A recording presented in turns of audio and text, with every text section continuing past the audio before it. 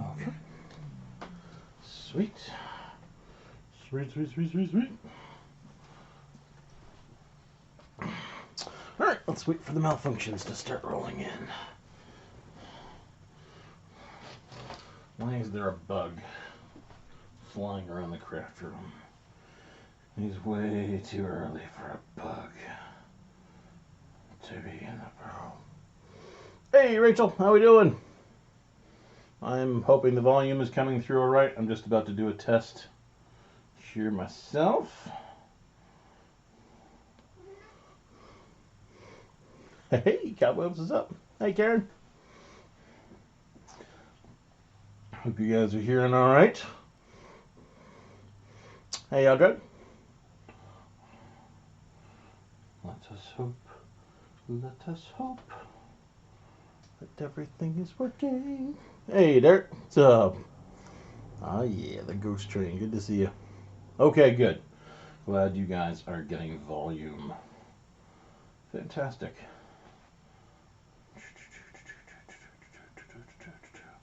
Alright, well, if that's the case, then I don't need to do a check on it. It's time to start screwing around with the toy.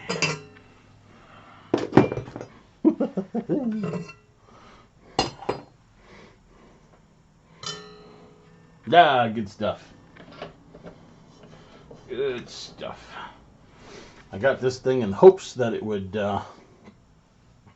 do stuff. Drive first! I'm going to be mucking about with testing out mixing with this strange machine that I've heard is entirely too loud.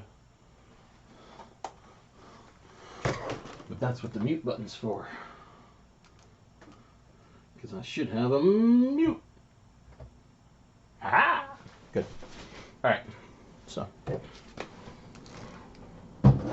Nothing special or crazy today. I just want to get back in doing stuff again.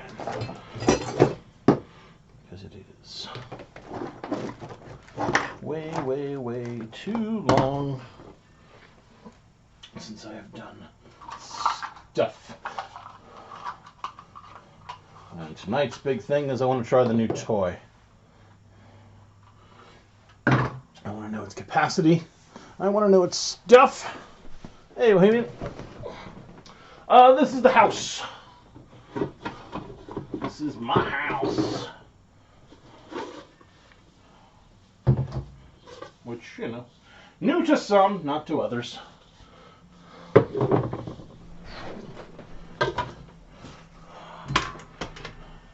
Alright, let's see how it does on a basic bit of sauce first. I have to get another 25-pound bag of flour soon.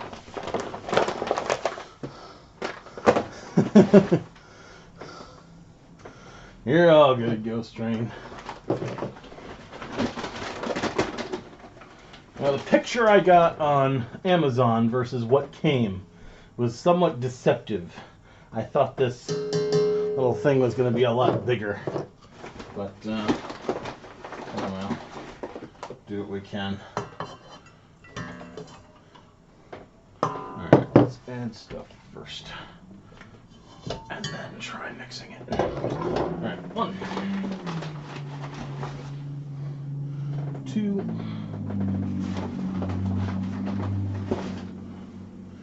3,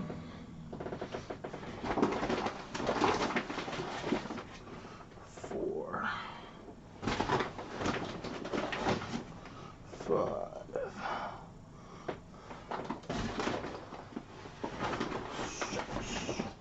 Alright, it does a full 6 cups of flour without too much trouble. Yeah, I did moving summer before last, I think. Hey, CP. Ah! Medical injections. I've been there. I get my next COVID shot on this coming Friday. Alright, I really don't want to measure measuring cup. That glue always sticks to measuring cups like crazy. We'll just eyeball it. The real question for this new Gizmatron is, can it make paper clay without driving me mad? That's a cup.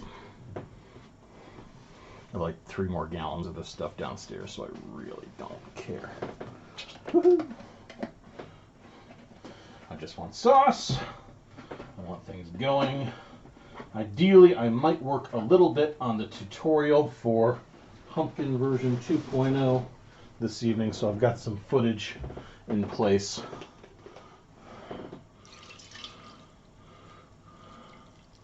We'll see how it all goes.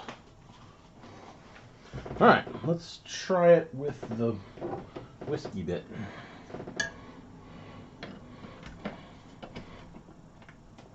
There. On. Clickety, clickety. In. I really feel like there should be another little cover for this thing. All right, I'm going to mute the microphone because this thing is probably going to be a little loud.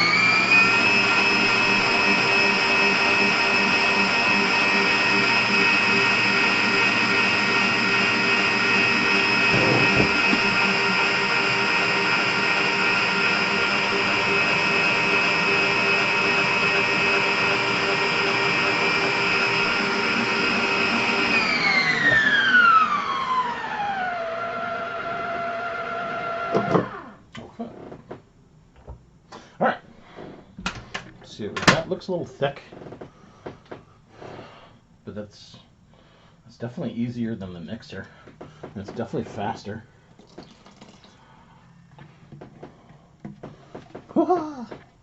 Hi Danielle, how's it going?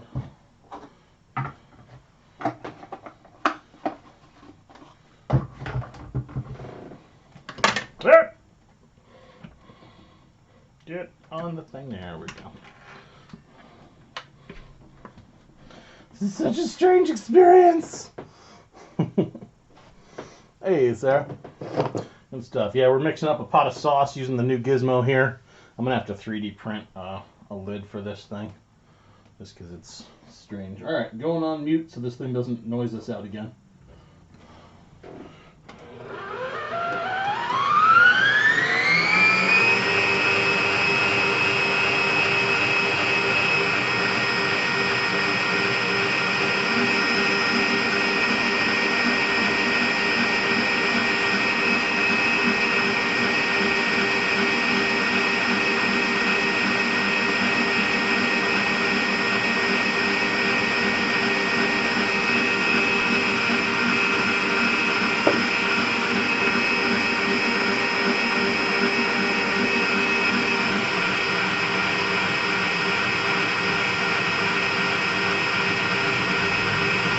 That's some nice green sauce.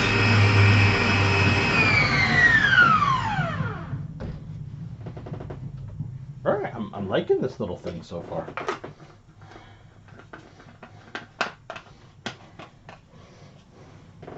Oh, you can still hear it? God dang it. I'm guessing I'll have to check out my mute control. How's that doing?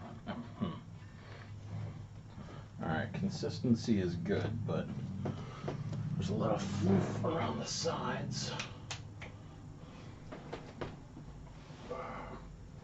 Paper towels, where'd you go? Alright, well, that's what the smock is for. There's not supposed to be fluff around the side. Alright, well, I want to make sure that my mute is perpetually functional. Alright. So this thing is not catching the side. I probably should have added water first.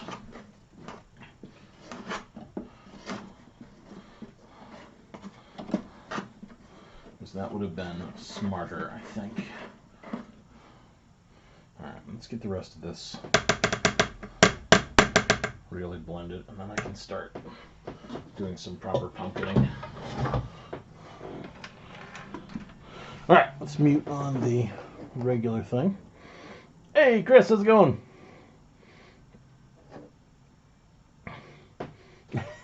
Shall see. Yeah, I don't plan on tasting it. It's usually not so great. And Danielle, I'm glad you're getting out to garden. Awesome. Alright, this time I'm really going to mute from the program source so you don't have to listen to this thing going. Here we go.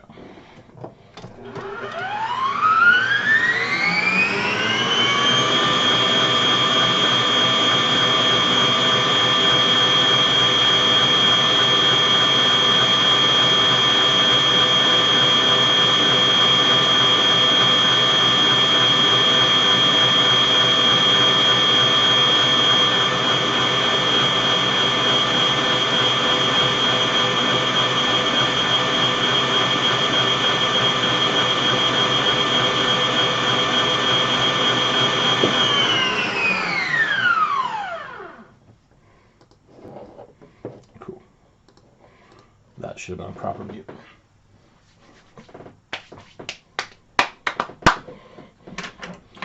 Let's get it all gooey. All right. Spoon. Spoon. All right, good. Mixed all the way through. Yeah. Not bad. Certainly takes less time than the mixer. The real challenge will be, does it make paper clay? I don't want to touch it while it's still plugged in. Because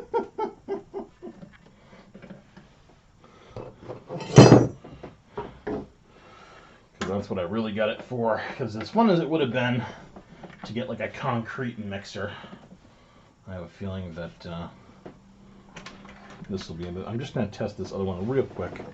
Let's see what we got. Still coming in? All right, I will try the other speaker button. Hey, Chris, how we doing? All right, let's try this with squat for sound.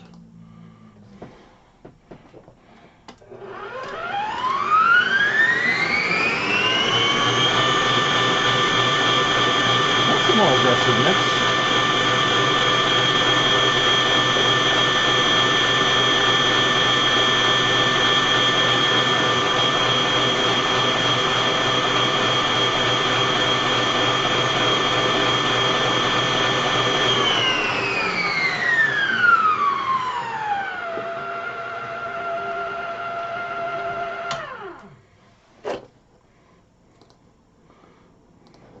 There, I unclickified both buttons.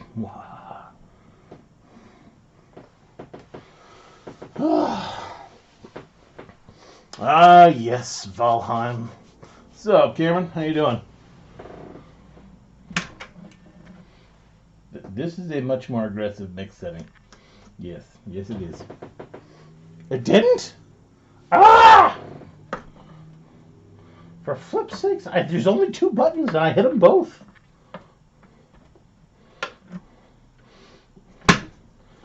I have to have an angry word with the folks over at XSplit. But either way, we have sauce. We have a regular size batch of sauce. Good. Problem though is this thing, which is just goobering all over the place. And then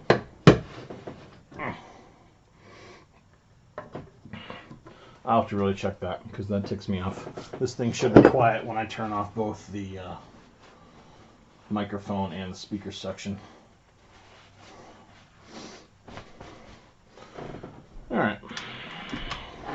Hey! Yeah. Alright, well, we'll kibitz with that later. Meantime, it is time to pumpkin.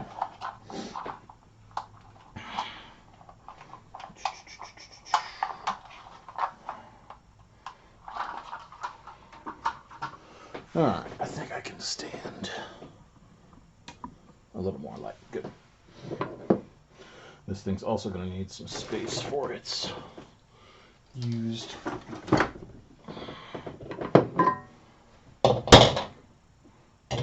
So, I'll test paper clay later. Even though that's the primary thing, I really just want pumpkin.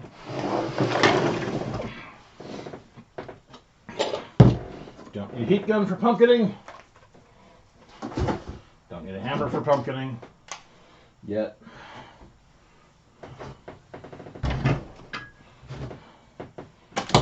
Alright. I need a beach ball. Back in a jiff.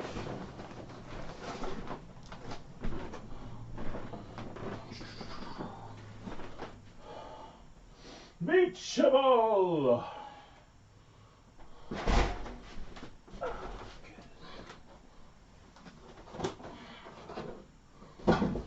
Inflatable bin.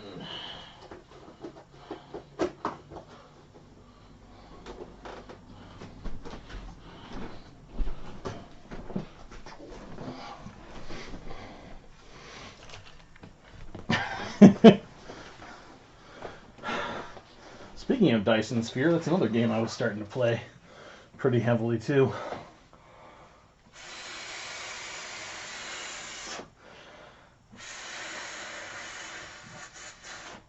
Whew.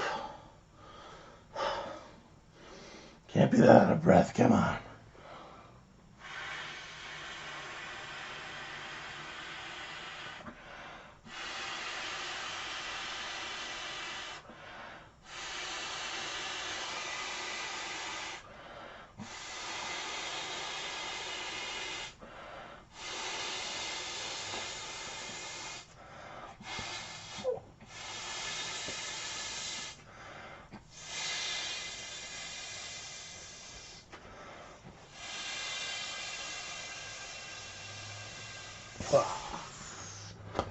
Cool. Yep, that's why, because the last thing I was playing on this thing was Dyson Sphere. I probably ought to fix that before I get angry people coming in going, what the hell, this isn't Dyson Sphere?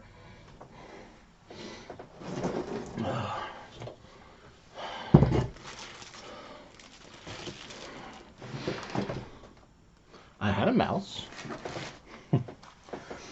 Yeah, because the main thing I want to do,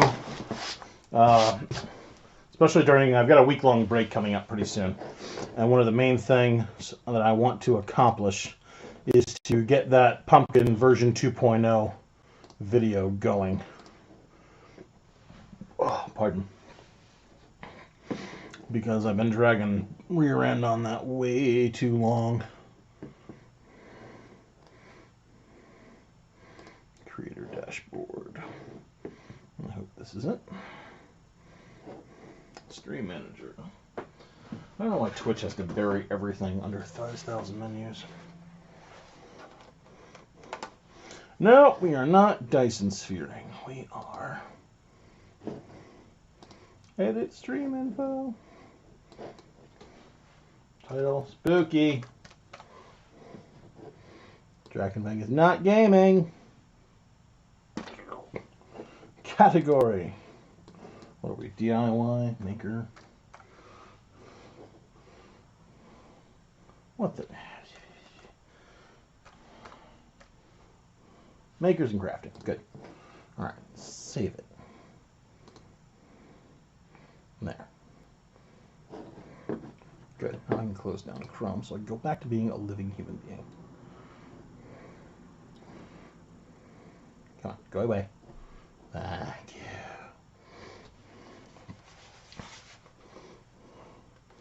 I've seen a couple people using great stuff for pumpkins. It's not a bad method at all.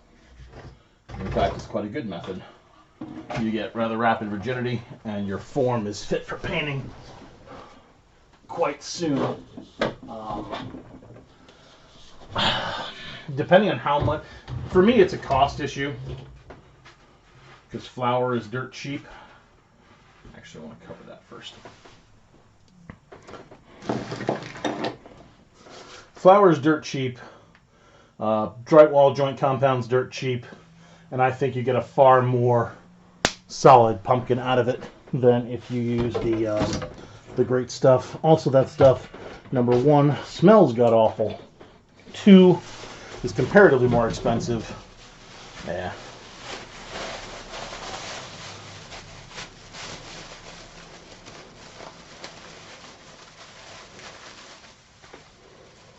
Yeah, Alan does great stuff. I wish I had his shop. Alan does fantastic stuff. I would definitely give it a shot. 100%. Were I not me. Alright, brush. Saw a brush over there. It's too small a brush. I need a bigger brush.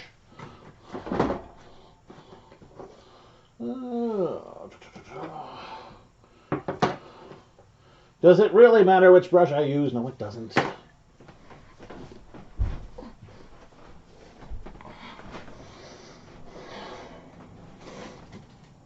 Really? Well, for various reasons, I haven't kibitzed with it yet.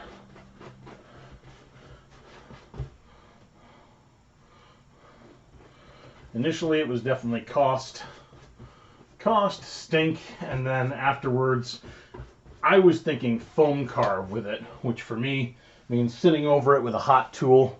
I understand I don't have to do that, but that's where my brain went, to try to get everything all well done.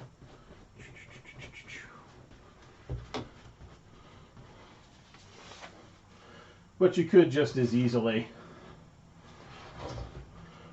take your outer layer, throw some paper clay over it, shape it however you want, and your inner form is pretty much there. I don't know.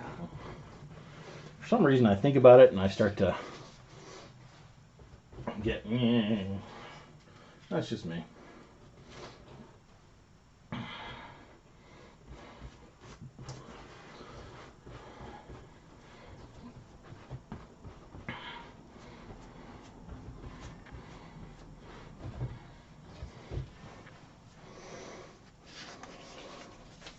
One of those preferred media issues.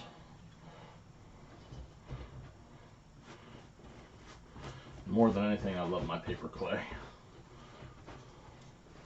I will paper clay all day long.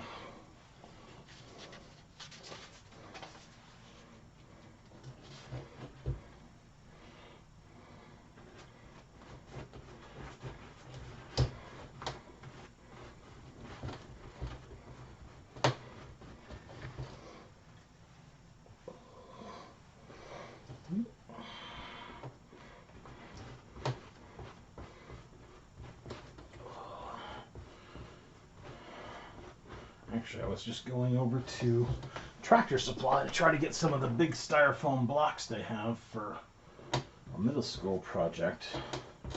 But sadly, when I went through there, they were not throwing any out. You used to be able to ask for them and say, hey, I'm a teacher, I'm using this, do you have any spare ones? And they go, oh God, there's like 50 in the back, get rid of them. And that just isn't happening anymore.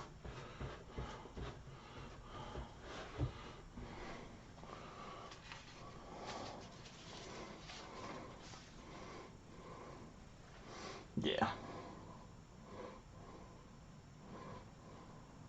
Nice. I just did a Kickstarter backer on a 3D print dice tower, whole bunch of STL files, and I'm looking forward to getting those from the end of the month. Because then I will print some, go down to the local gaming store, and sell them. Everybody will be happy-ish.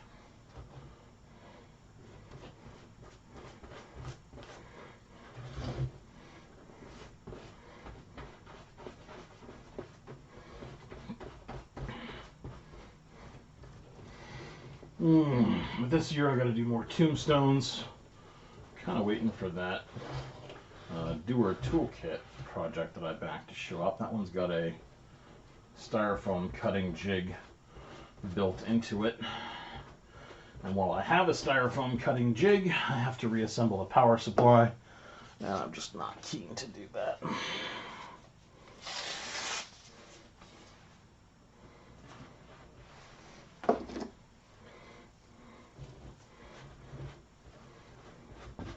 It's just a bit aggravating.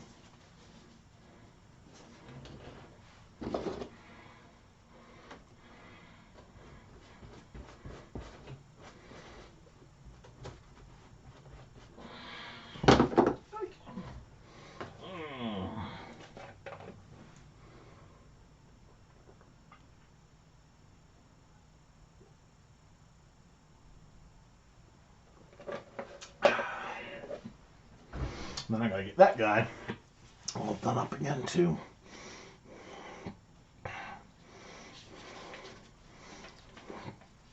Getting motivated is a pain. Absolutely. I know I've been dragging butt on this. We hit that initial, or at least the schools hit the initial shutdown last year around March. And sometime mid-April I went craft crazy, which was nice, but then I ran out of gas and then went into the winter frump. And I think it's only this spring revival that's got me going again. And I also really like it that apparently XSplit has fixed itself, so I don't have to fix 500,000 little things every time I load up a stream anymore, which is pretty slick. I also really want to get out with my drone and take some aerial footage of whatever.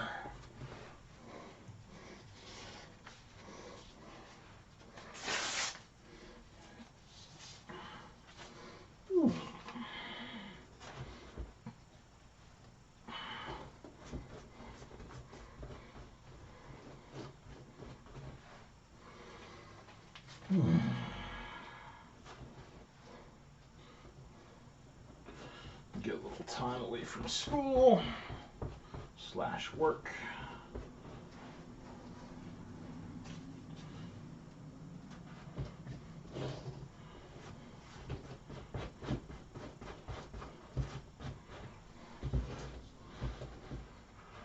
Which will also be nice. Everybody's got the vestiges of cabin fever burning them up right now. The nicer weather.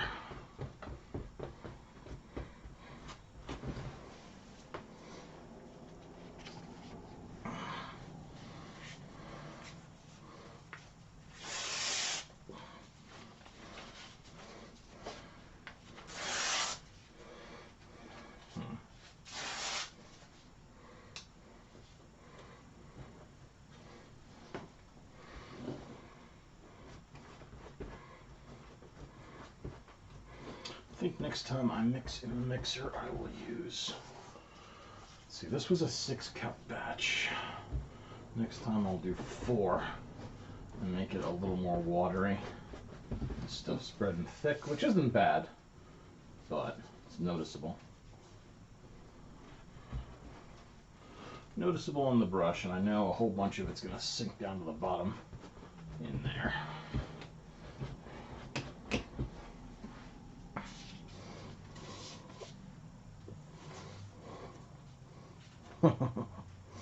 Hey Bonnie, how we doing?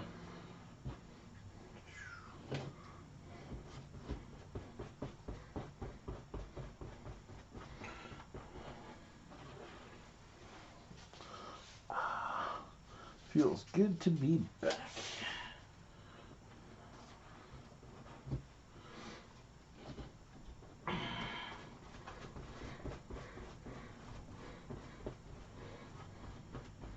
Part of me is also kind of wondering, If this thing makes paper clay good and fast, is it possible to get just like 1 or 2 layers on here and then just paper clay it with more rapid production?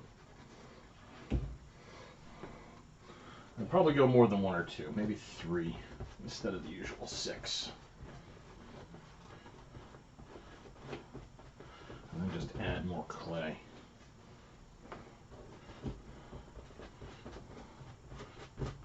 The strip layering is the thing that takes the longest and is the least creative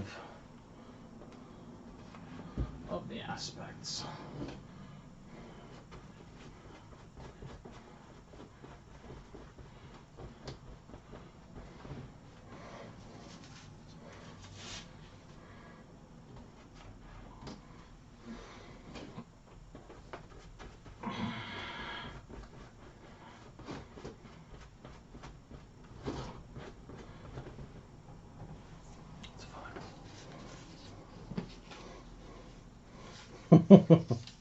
You're welcome, Charismatic.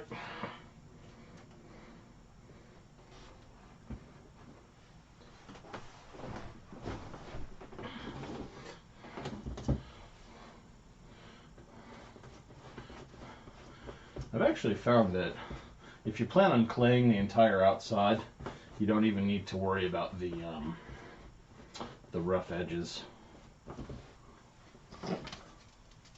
I still do it though.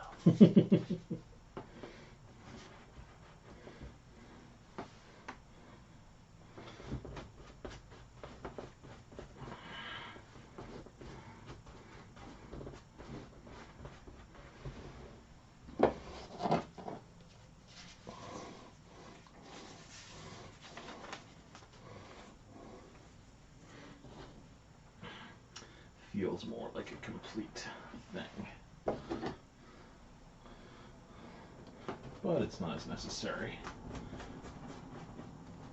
if you're doing a full clay. And I will never do a pumpkin that's not full clay.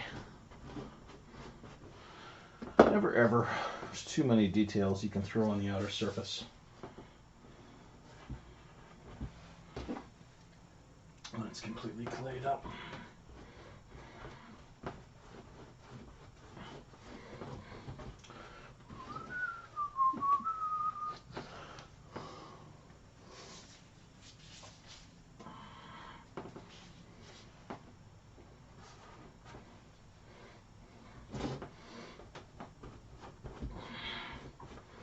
Next thing I've got to do for the next stream is to go into the Elgato deck settings and make sure I have proper mute capacity.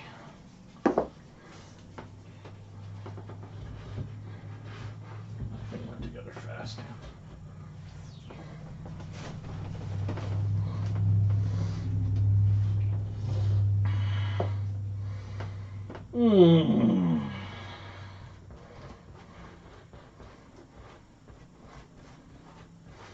I may be printing out and using some of the skulls from Sea of Thieves this year. I like the way those things look.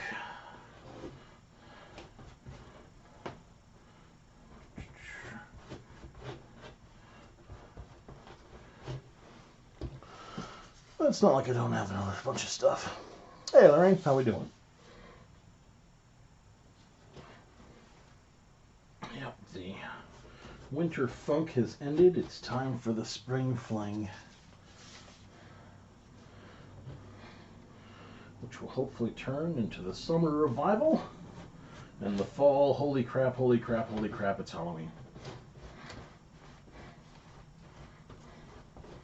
Maybe this year I'll finally be able to use the entire house walkthrough like I planned. Or entire backyard walkthrough, that is.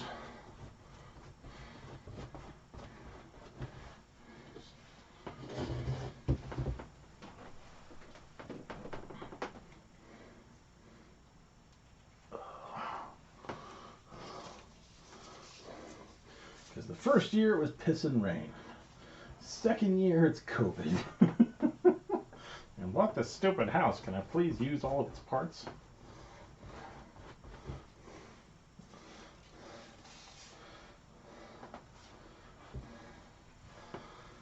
it doesn't work, I'll just have to buy a new house. This one's defective. It doesn't let me Halloween.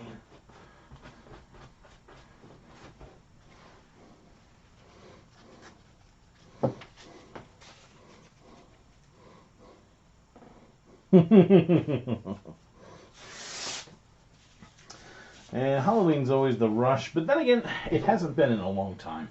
The first Halloweens were a rush. Those were the days when I could walk into Spirit Halloween and be like, all right, I want to buy everything.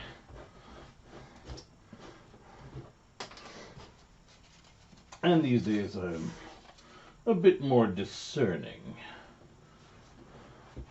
in what I want to get. Last year with COVID, this wasn't a whole hell of a lot. I didn't even get down to Home Goods really to get stuff.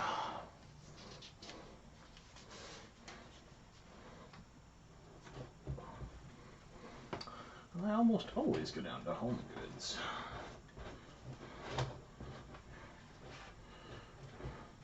Little Beach Ball, you were just all over the place.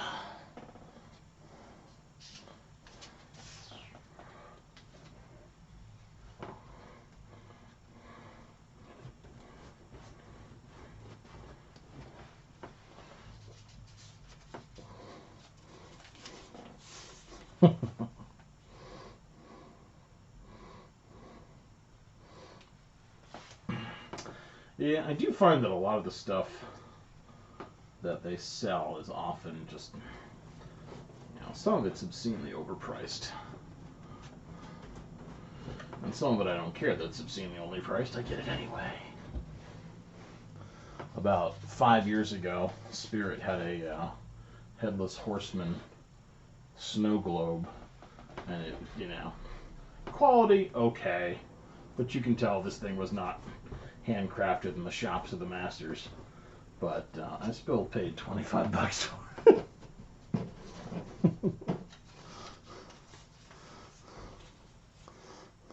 It's all good, Carolina.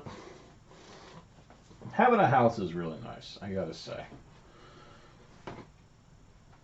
Even if for the very fact that I can be 1 in the morning blasting music or games or whatever and not have to worry about the neighbors for the first time forever.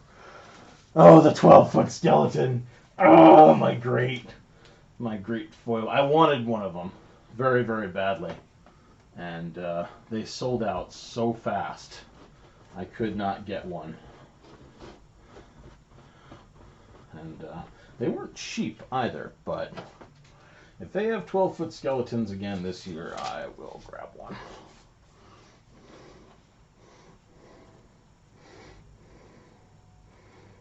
Nice stuff, buddy. There's so many cool things you can make out of paper mache. I'm always amazed at Ultimate Paper Mache on YouTube. The animals that she makes on there are just gorgeous. Absolutely gorgeous.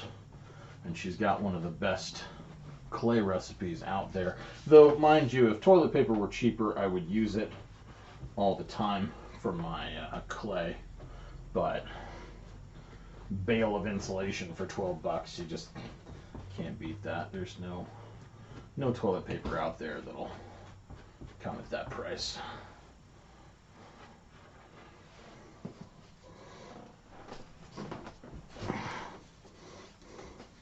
Nice. Very nice.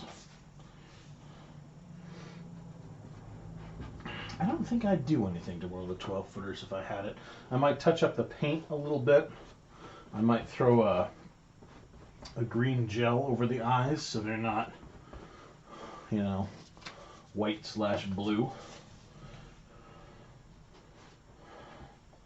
Be more of a green/black.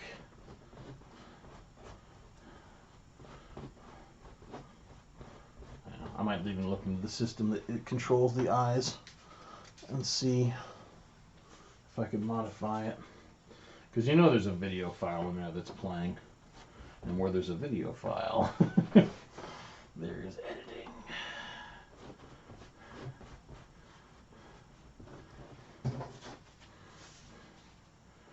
Because I know that's not all done with a single integrated circuit chip.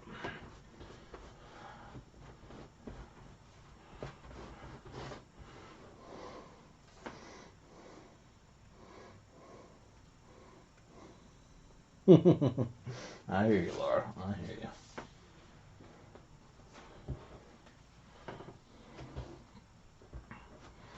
I might throw a few scraps of cloth onto the 12-footer if I had one.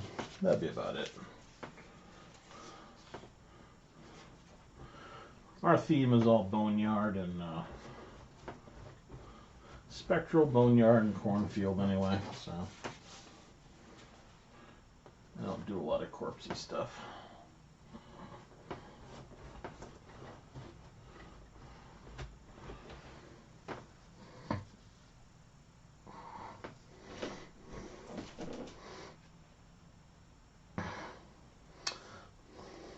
I have not seen, actually, I don't know if I've seen DIY Mom. I saw one, I was looking up science experiments, and there was a gal who came up who had a mom motif to her channel. I don't know if that was the same person.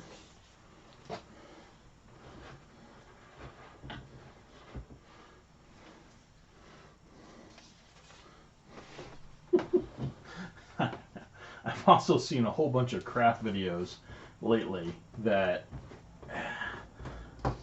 you know, it's like that 5-minute crafts crap where they're like, oh, just do this, and you have a beautiful heap of snot. And number one, sometimes the thing they're doing doesn't even work.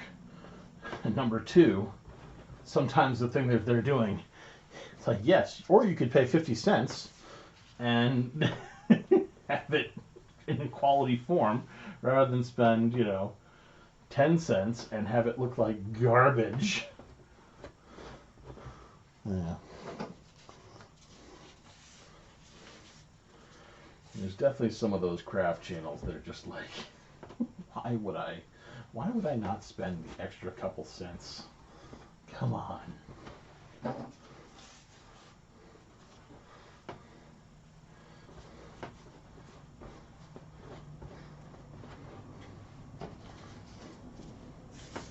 Look, I made a comb out of 51 needles and a thumbtack. And you can use it, but it'll hurt. Or, for $1, you can buy a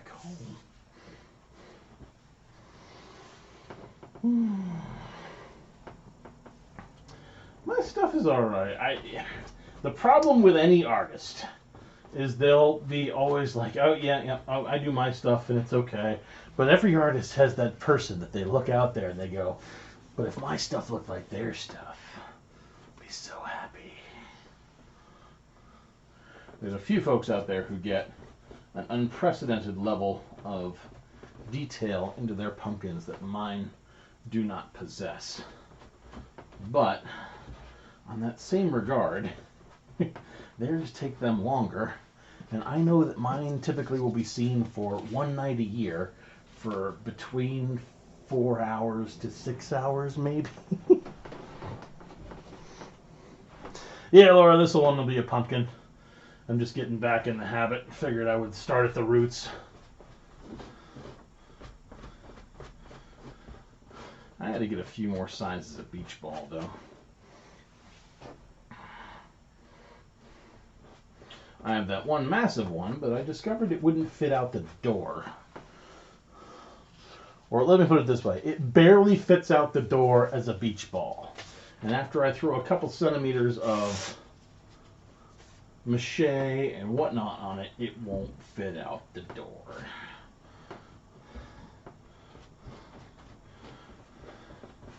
So consequently, we ain't gonna do that.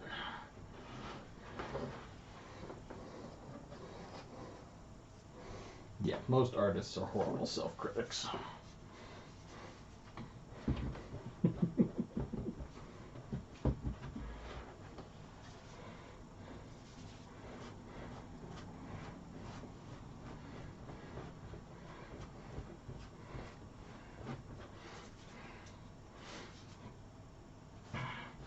So, but the main thing most artists have going for them is they've got the whole, well, here I go, and then they do whatever it is they're going to do.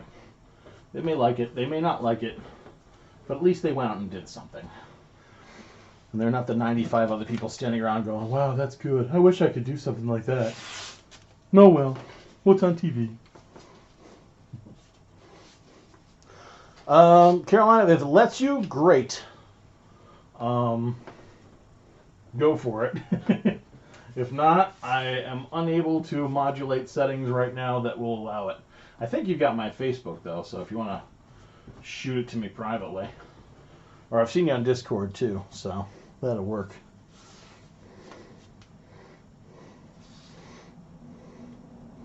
Good, that worked.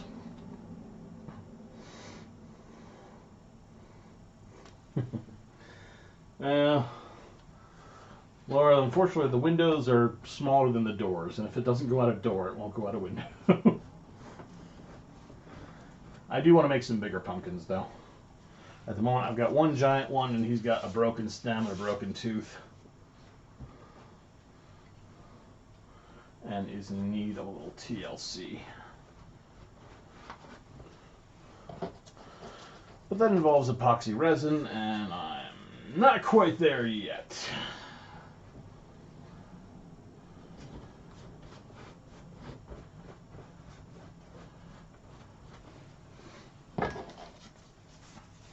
I just want a pumpkin for now.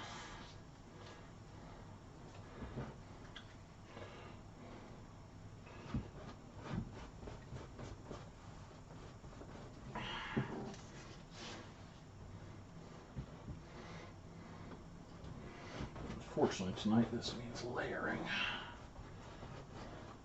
which is the part of pumpkining.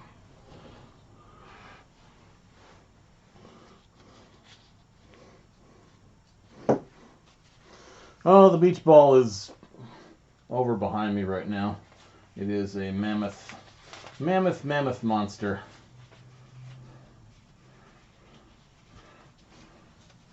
Like I said, it barely gets out the door to this craft room, so with layering and effects, it would never, ever make it. But we'll get some more mid-sizes. And that one didn't cost too much, so if I ever get the gumption, I can haul it outside and do it, because it'll go through the garage door just fine. Just can't be done in the craft room.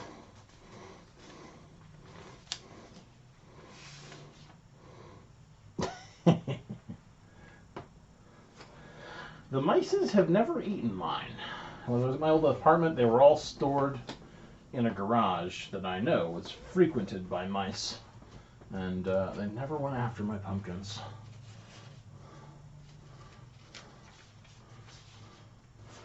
Personally, I think it was the varnish that was on them all over the place. So I never tried. Yeah, that'll be the only way it ever will happen. I look forward to checking it out, Carolina.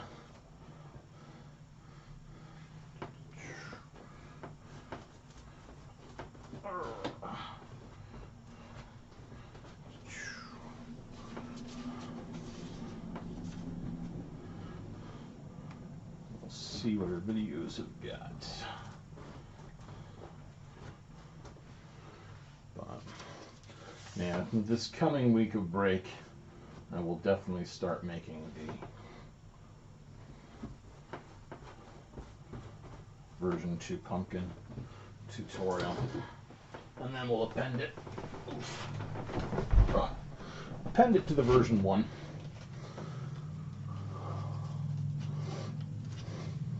Them southern mice. It's actually a really good YouTube channel called the Mousetrap Channel. They show all sorts of nifty ways of getting rid of rodentia.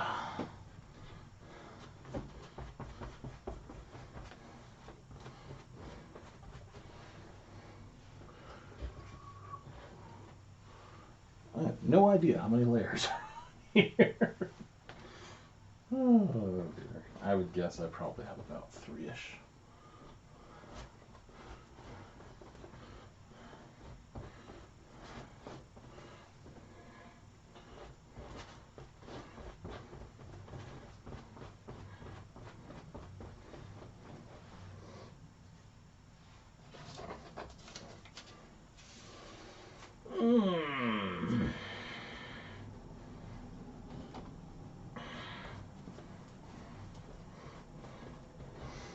Find a few new faces too.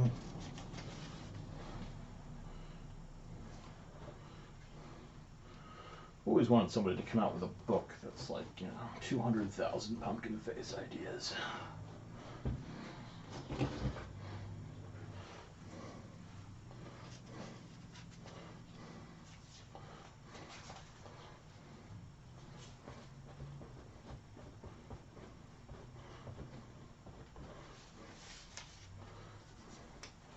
Thought about doing one myself, but that would involve a lot of art.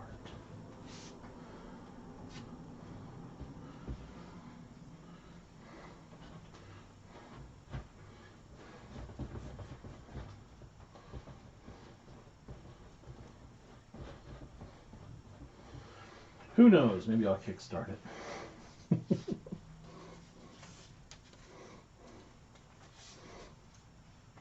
I am currently from central New York. And before that, northern New York. I lived in England for 2 years. I lived in Iowa, Ohio, Pennsylvania, all over the flibbity-jibbin place. And art-wise, I did a lot of drawing. And I was a... Wait. No, I wasn't a dork. I was a geek. I had some sense of social decorum, but I was definitely into all things geeky nerdy. I was reading a lot of David Eddings, a lot of Dragonlance, some of the early books, and with that came doodling. I think the first major phase of doodling was superheroes, robots, dragons, everything fantasy-wise. And all that jazz. So I was artsy, but never significantly artsy. And then came the dark years of shift jobs at godforsaken time in Syracuse, New York, where I was just trying to get by. And that was role-playing games in 40K. And trying to learn how to adult. Learning all those wonderful lessons that I try to tell my students these days that nobody ever listens to.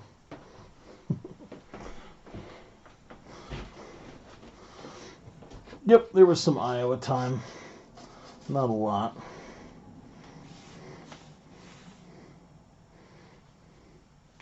I don't know about a 1/4-inch pumpkin.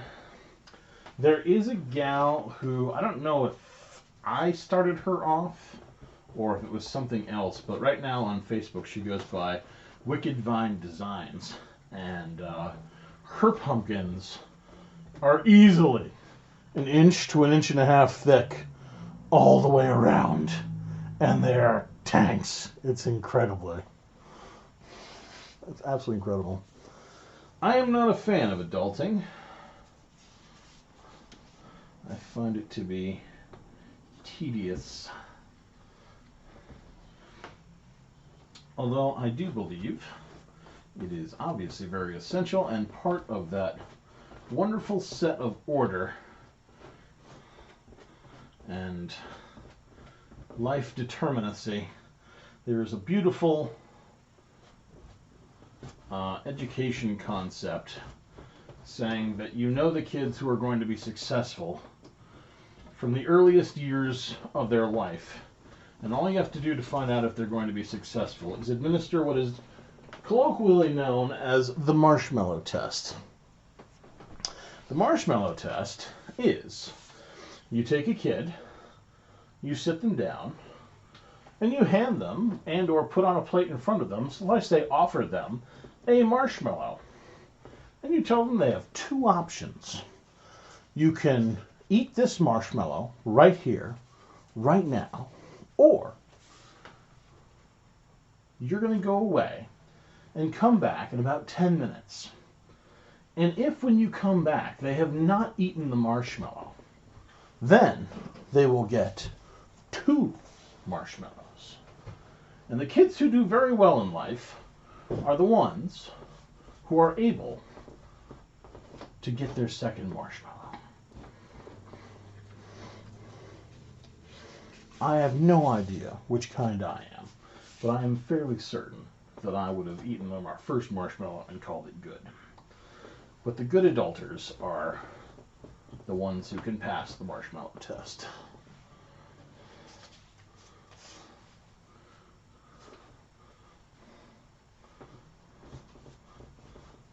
The ones who best process the concept of the deferred reward, which is greater in the long run.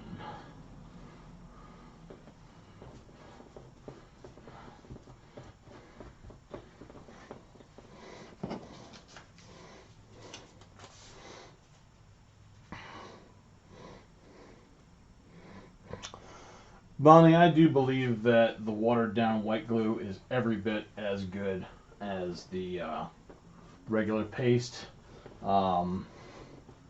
Bit for bit, it's superior because it will not mold. Mice do not find it edible and yummy in any way, shape, or form. Personally, though, I don't think it dries with as much fortitude and mass and chutzpah as the flour paste does. So I prefer the flour paste.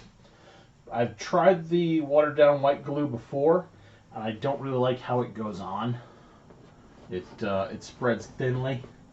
At least when I did it, it spread too thinly, and I didn't feel like I was getting good layer buildup also. Just because when I hit with this stuff, it slimes its way between the 2 layers. You get that crust of paste on your fingers, and it's really, and it builds up rapidly. Whereas the watering down glue does not.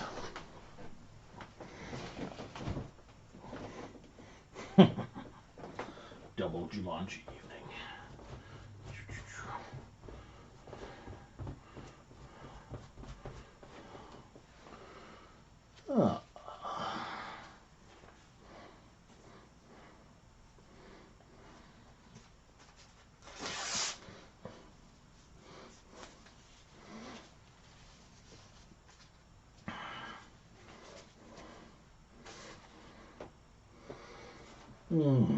I wonder how many beach balls I've got. Considering the prospect of filming the new pumpkin tutorial, I want to show how you can do it with a beach ball, but I don't know if I want to have or need a full from scratch demo for that. I probably do, just because I'll be doing it all relatively fresh. We'll see.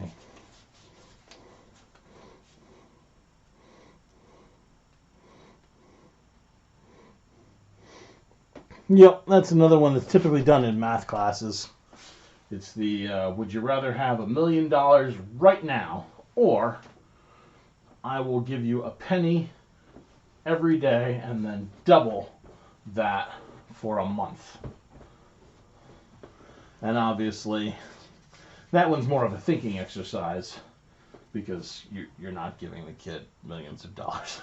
If the education system could afford to do that, good God, how awesome would that be? Or the dollar would be worthless, and that would be horrible. But, you know.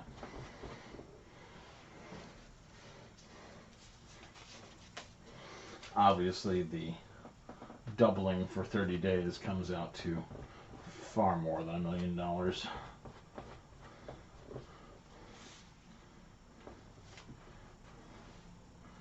I forget exactly how much more, but it's breath-drawingly more.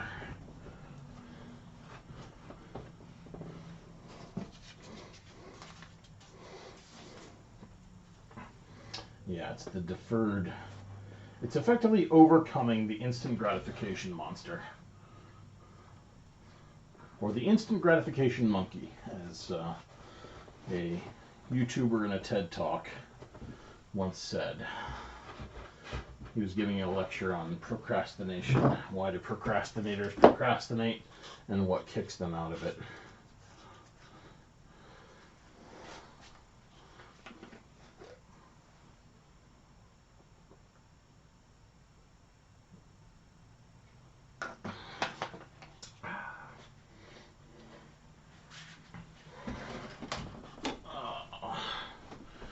Being very familiar with procrastination, I agree with most of what he said.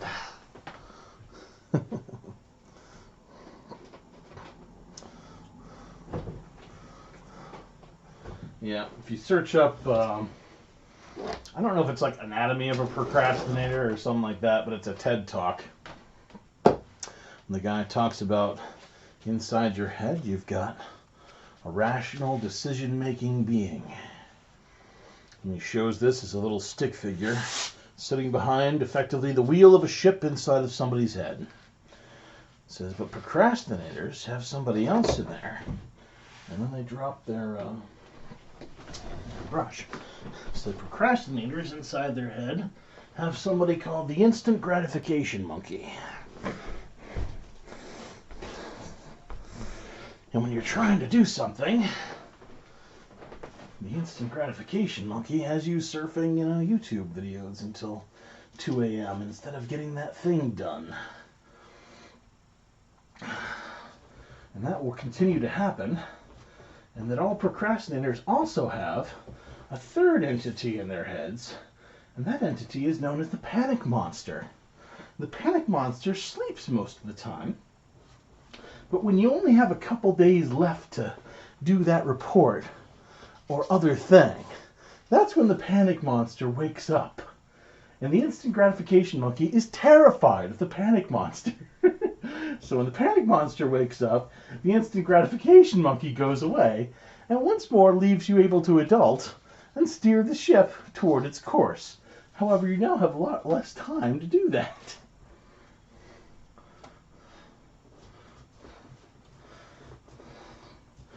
And the interesting thing was it was, this is fine if you have concepts that are on deadlines. You have 2 weeks to get this done. You have 1 month to get that done. He says in life there's a whole bunch of things that have no deadlines. Losing weight, build that porch, all those things. And if the panic monster doesn't see you reaching the end of the deadline, the panic monster doesn't wake up. And so the instant gratification monkey just keeps distracting you. So, that's that.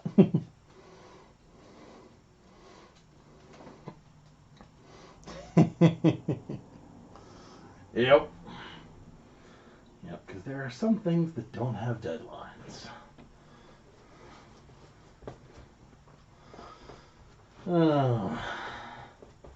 His next bit on there was interesting. He talked about what you need to do in that case is you make yourself something called a life schedule, where it's like a calendar, but for all of the boxes, you have effectively a large box-like thing, and it represents, every box in it represents 1 week in the life of a person who will live to be 90 years old. He says, if you look at this, you've got a lot of boxes, but you don't have that many. So as you start to tick them off and they start getting red, your panic monster is now able to wake up and go, there are some things that need to happen before we kick the bucket here. It was an interesting TED Talk.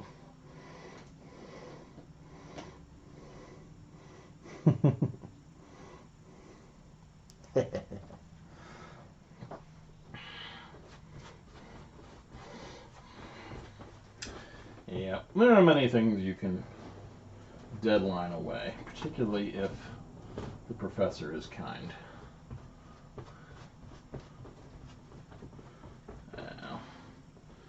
For my own part in that, my second trip back to college was a no matter what, hell or high water, I will do incredibly no matter what. Let me go look for another beach ball. If I have 3, I hope I have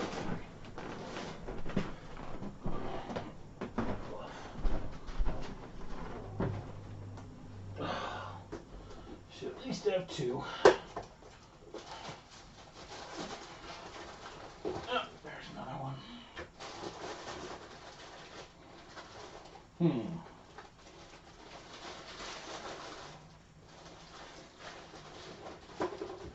Kind of want to save that one for the official pumpkin version 2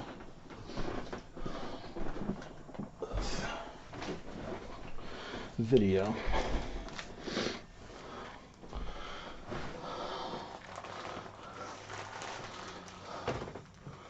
Yep, I would concur with that.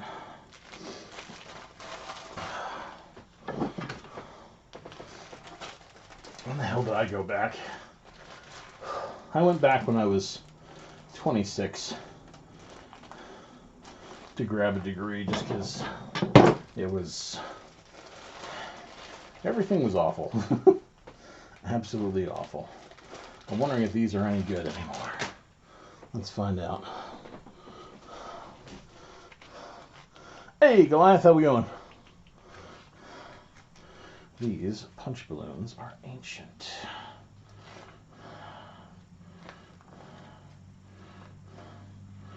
Let's see.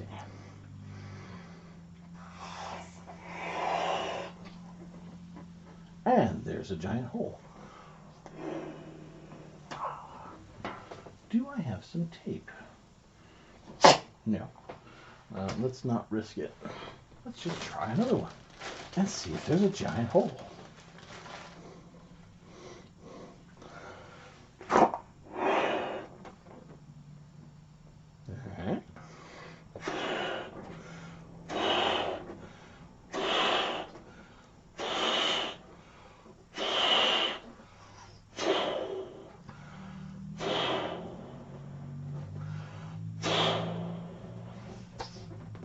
It's really big. I don't know. I think that'll lose too much air before I actually decide to get much done with it. It's also kind of lopsided.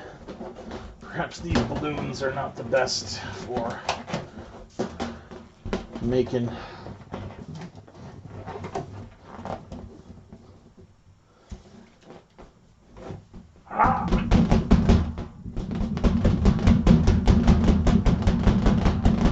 maybe I'll just use it for that.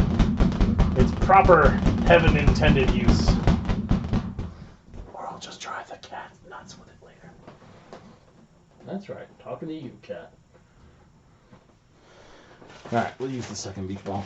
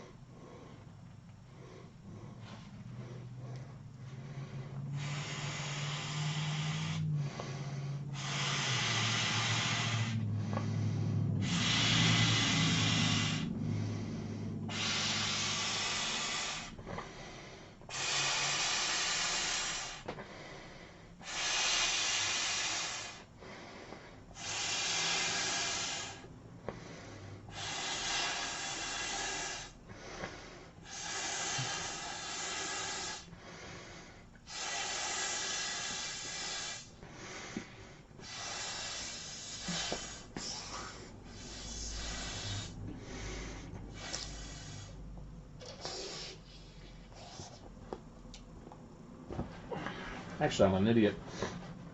Because what I can do is not worry about the quantity of beach balls at all, and just order some more from Amazon, and they'll be here by next week anyway. And that way there will be many, many pumpkins. I love it. I love it. Alright, this one goes up on the drying rack. I love that I have a drying rack. Sorry, big guy. Oh, no. I will steal this one as a stand. And you can maintain your place.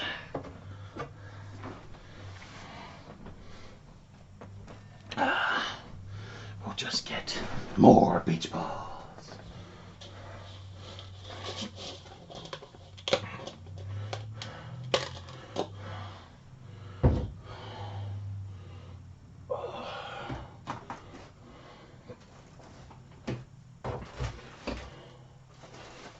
Oh, pardon.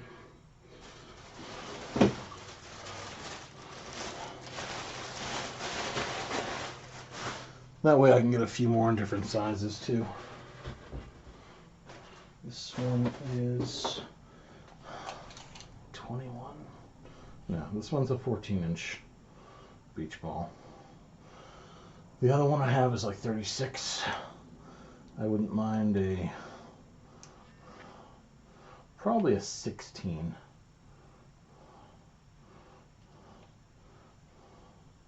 I'm sure this one's a 14. Yeah. Some 14s, some 16s, then it'll work.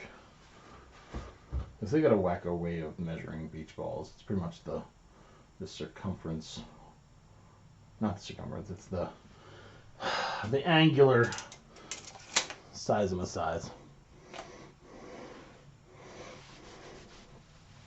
The beach ball stays inside the pumpkin until the pumpkin can stand by itself. And when you are getting ready to cut into the thing, then you pull the beach ball out. Because obviously you don't want to puncture it, because you can just keep going and going and going. Yeah, diameter. That's the word I was looking for. I am the science teacher who can't remember the word diameter. Radius was in my brain, though, thank God.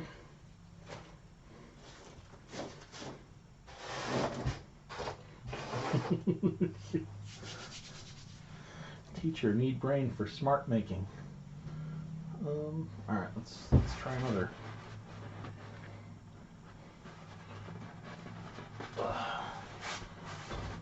Another concept here. Oh, no, that was a bad idea. That was a terrible idea. That is way too much paste. Thank God I put the carpet all over the floor for that exact reason.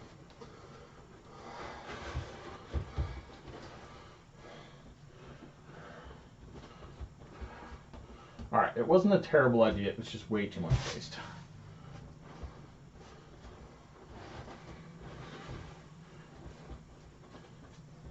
I did not need to dunk it anywhere near as far in as I did. Wow.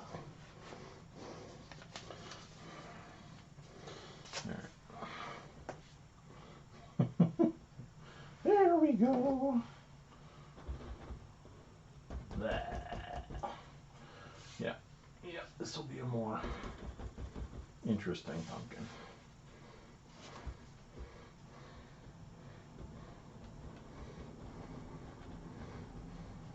At least initially. And it does not require any additional dipping.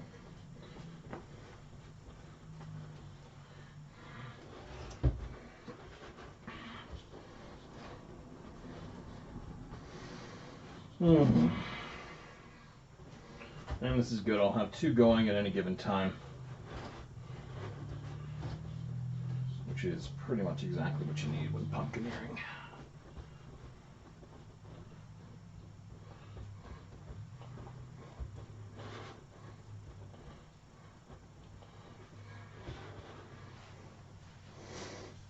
Oh boy. What time we got? 8:36, not bad.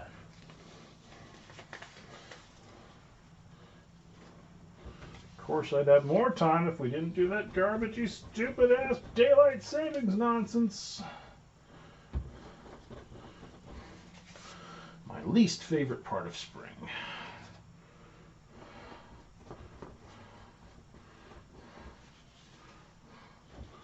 Let's screw up the clocks because a German entomologist wanted more time to go out and look up bugs.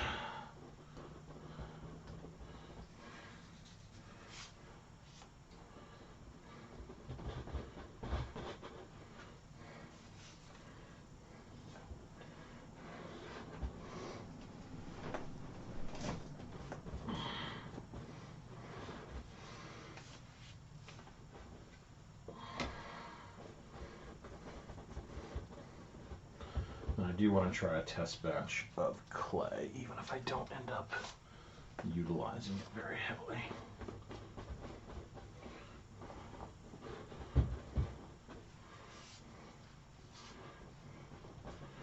I want to see how well the new machine can make it. And if it doesn't, well, at least it does a bang-up job on paste.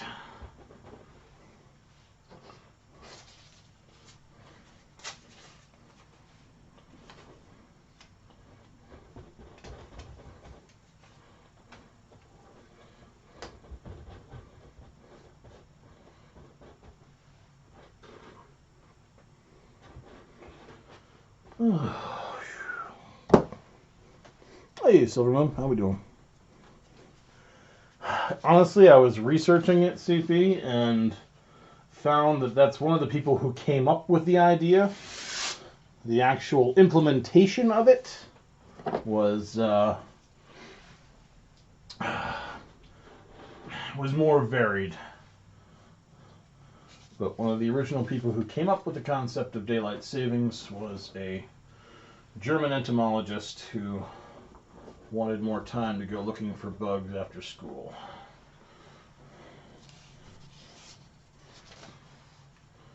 Again, he did not implement it.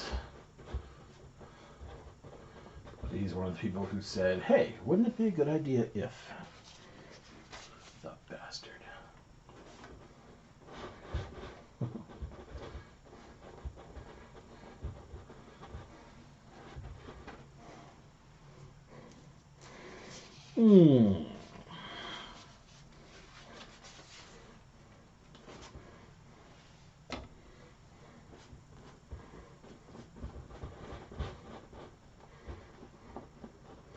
And I was amazed when I was looking that up, because in school they told me it was because the factories used sunlight as their primary light source,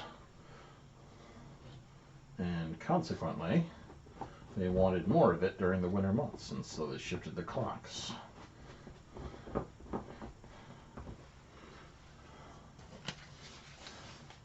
And that makes sense right up until the moment electric lighting became the norm.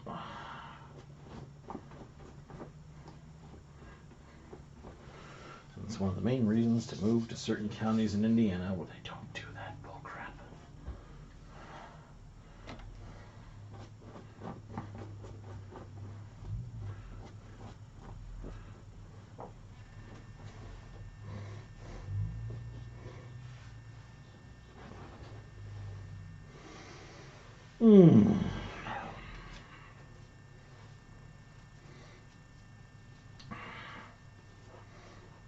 I forgot to fix last year's Halloween mask, too.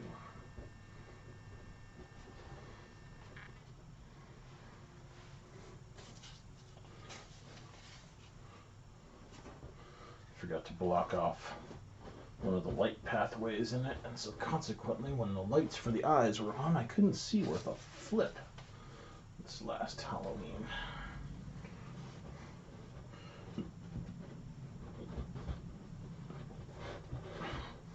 That's an easy fix, fortunately.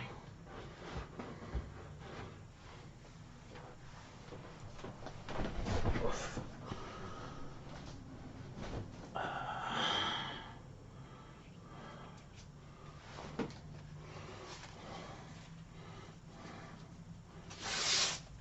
suppose at some point I'll have to sit down for an hour or two and tear strips again.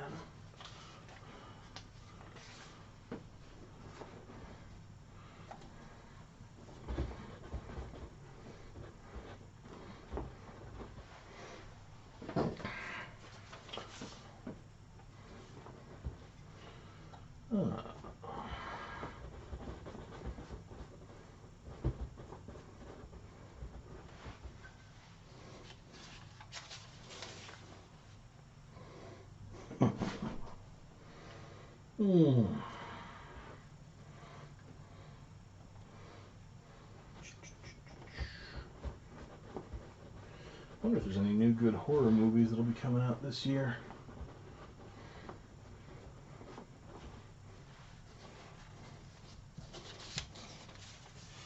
Could go for for something witty and purposeful, spooky.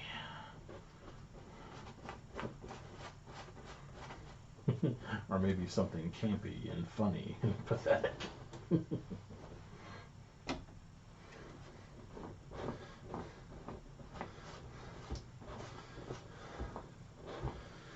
still need to finish The Haunting of Bly Manor.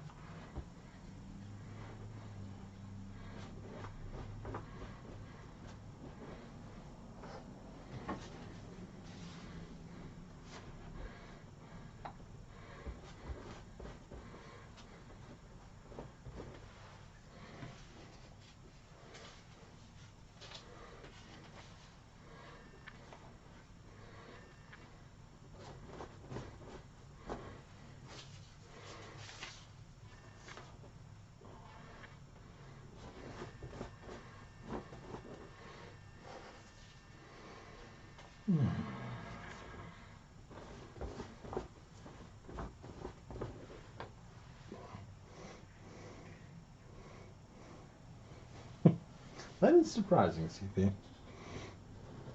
I think my buddy and I got maybe... we got a good ways into it. But then he went home for Halloween. I just didn't have enough steam left in the show to finish it up.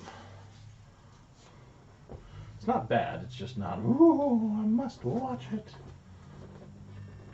It doesn't have as much air in it as I would hope. We'll finish it someday.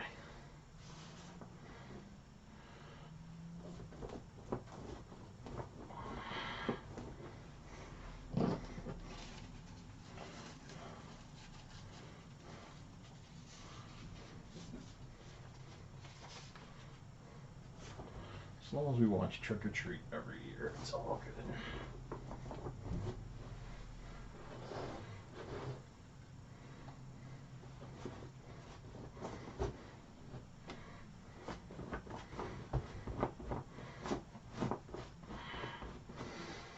Tomorrow's game night, so I won't be on, but we'll see how I feel on Thursday.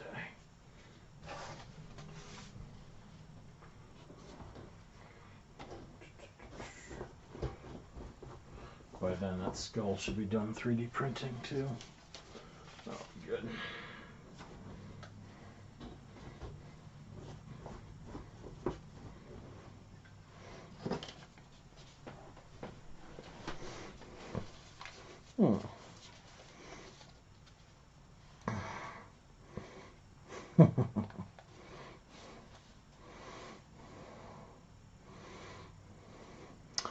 Original good and spooky is very rare.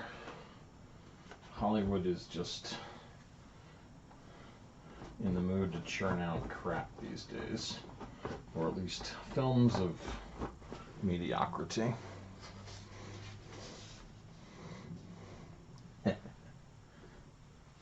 Dolls have never given me a problem. I am not very much afflicted by the uncanny valley effect. Much the same way I don't really care much for clowns and haunts. But that's just me personally. There are some people out there who lose their crap when they see a clown.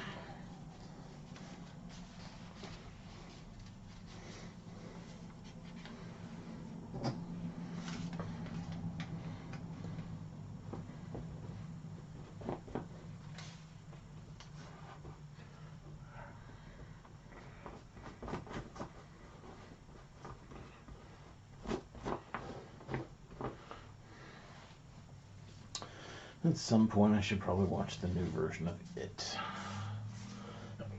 Pardon.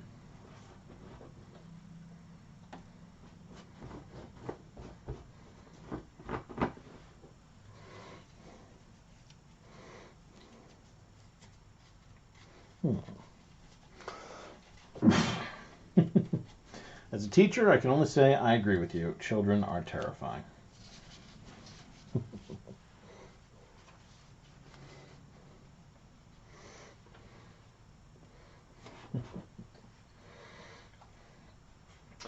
think I've seen The Haunting at Hill House in quite a while. Last time, I remember seeing a version with like Liam Neeson, if I'm remembering it right. It's been a while.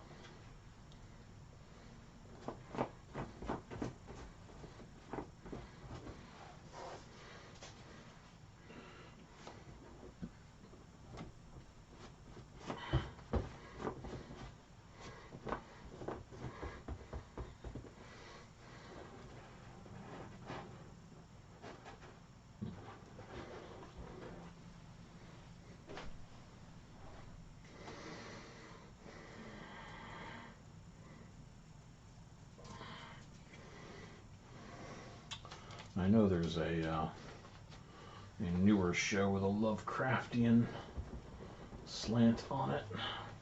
Lovecraft's tough to do, though.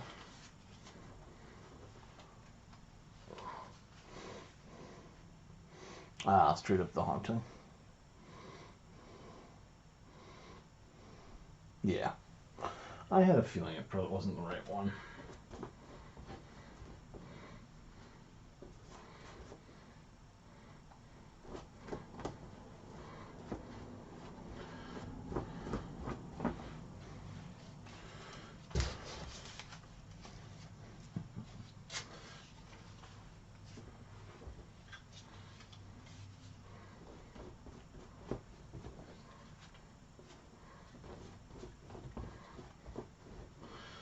Well, I know as I can always sit down and watch Dracula Untold as well. I find that one to be a fun take on it. And while not scary, it has the appropriate level of evil dark creatures.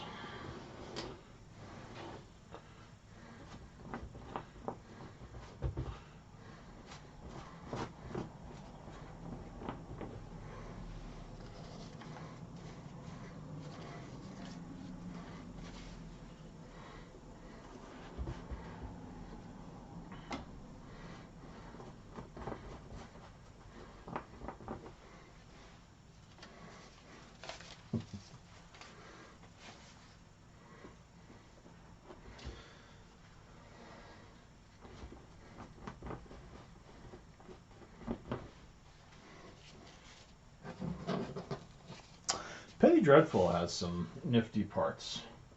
I will definitely give it that.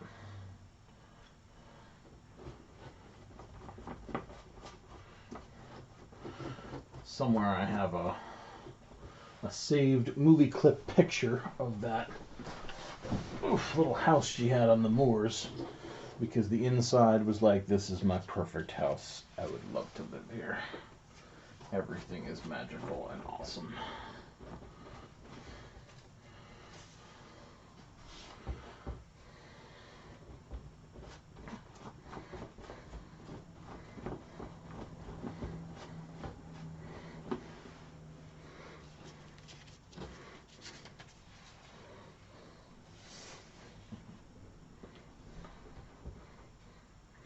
I think the only part of it I didn't care for was when they did that one gal's madness.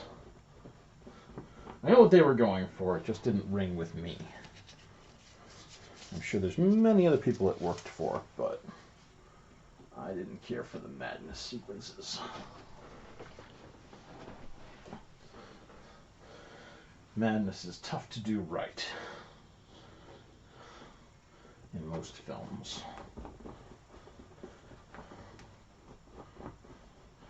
It's so tough to do right, I don't even know what it looks like when it's done right.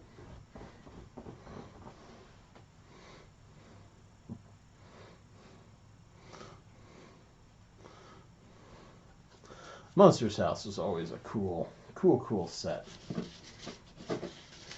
I can't remember who it was on there who did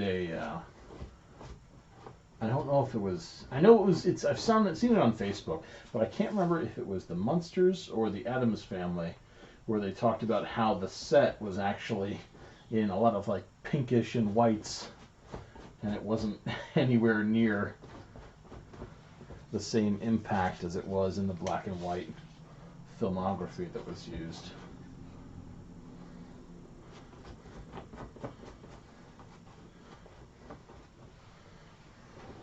But I don't remember if that was Munsters or Addams Family.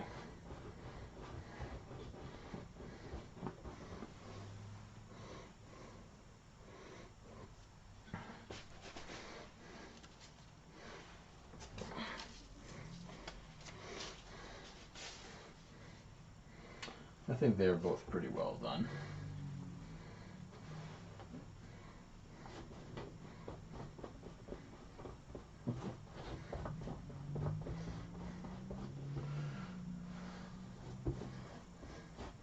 It's hard to beat the love story that is Gomez and Morticia.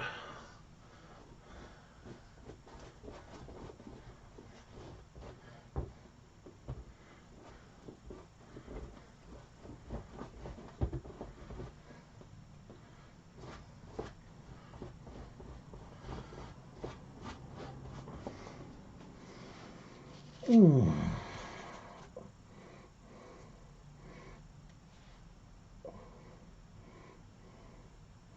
Hmm. The name is not ringing a bell, CP.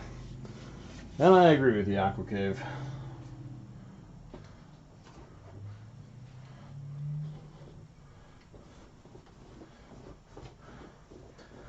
Unfortunately, also, I mean, with Spaulding, I don't remember Spaulding having a big enough role in the film to have much of a character of his own.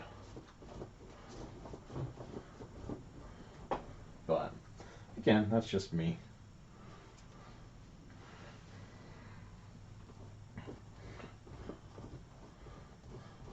To each their own.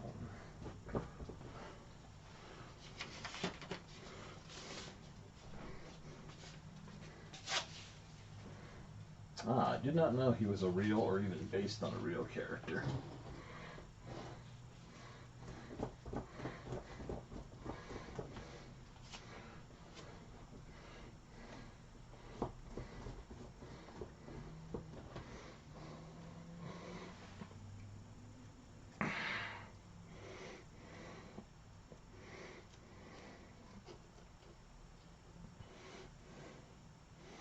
Yeah.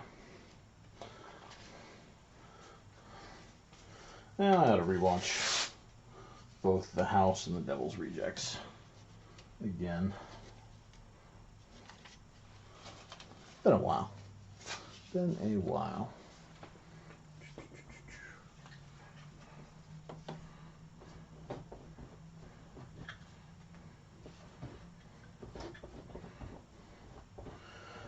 I think I recently re-downloaded the Hellraiser series as well.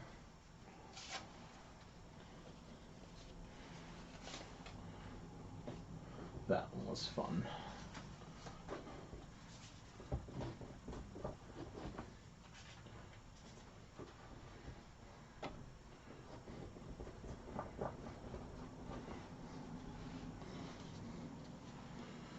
Progress peaked with The Fog as far as my cinematographic horror preferences go. The original Fog, obviously. Though because I liked the first one, I enjoyed the remake.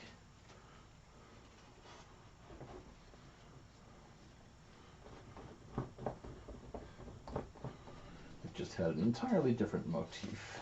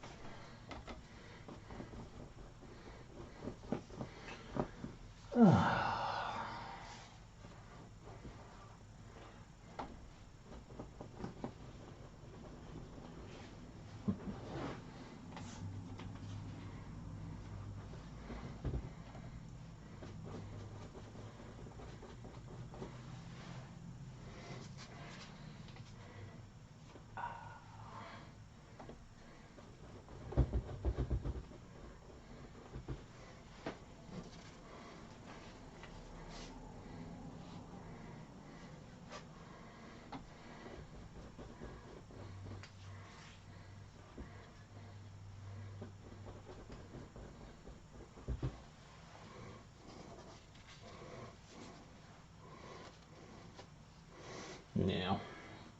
That's probably why I don't remember a whole lot of his impact on the film.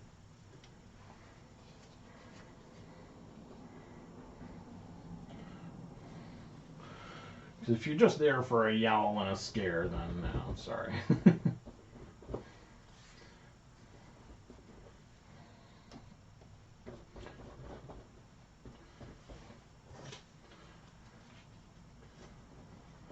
I actually went to a, I can't remember if it was, I think it was HauntCon. In fact, now I know it was HauntCon. Since HauntCon was online this year, I attended several of their seminars. But I remember one of the ones I really enjoyed was a guy who talked about haunt characters having an impact and a sticking bit. Because when he did his, they did a tour of haunts, and when he went out with his compatriots, after the haunt was over and they were riding away from it, the question that came up was, what do you remember about that haunt? What was one of the characters inside that you remember? And to an alarming extent, they found that they didn't really recall any of them. And so it was a seminar on how to fix that issue.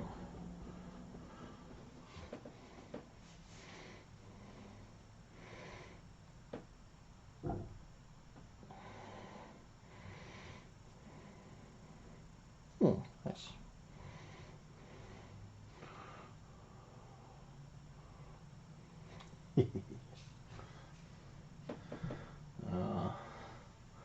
I am not a snappy chatter myself.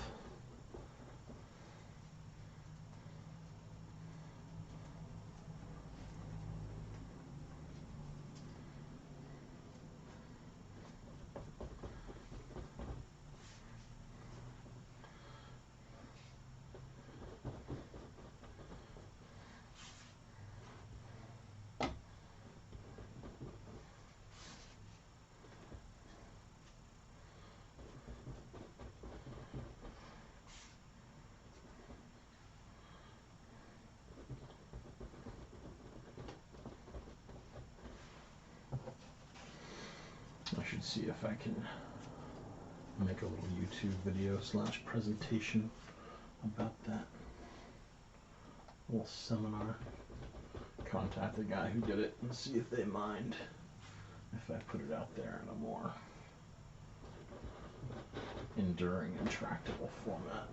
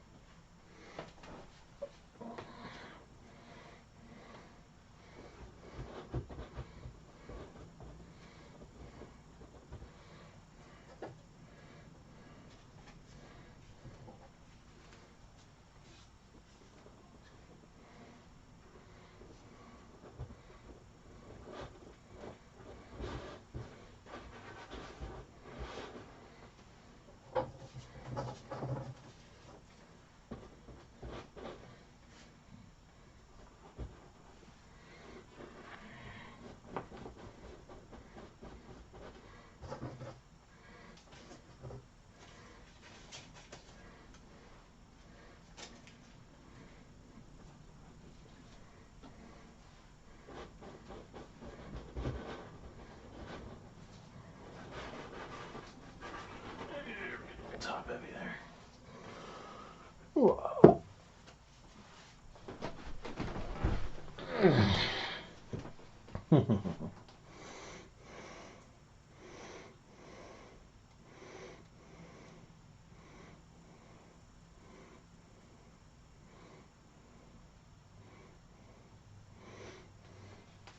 Yeah, Alan's a fantastic artist. Absolutely fantastic.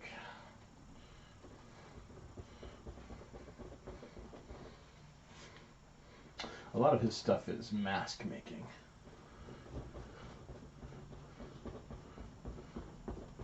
which I haven't gotten too much into. But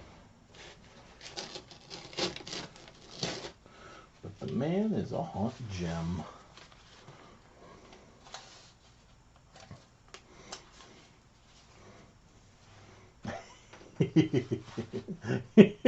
I better be number 2.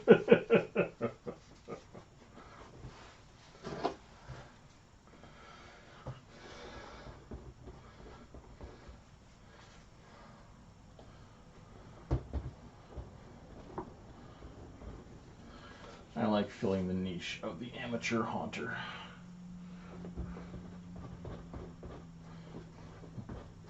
I don't really want to run a haunted house, but I do want all the control that comes from having my own setup.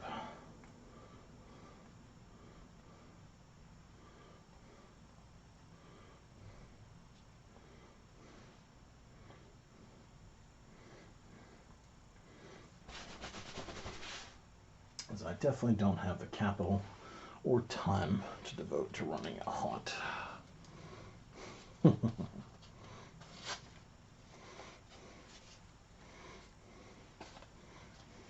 Yes, he does. He's awesome.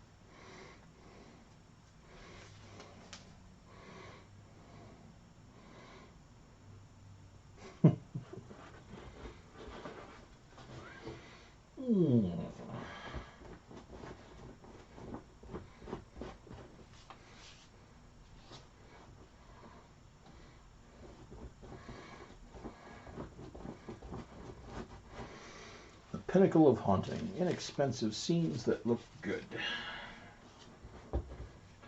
Because as we all know, 9 times out of 10, your patrons, be they haunted house goers or trick-or-treaters, do most of the work for you.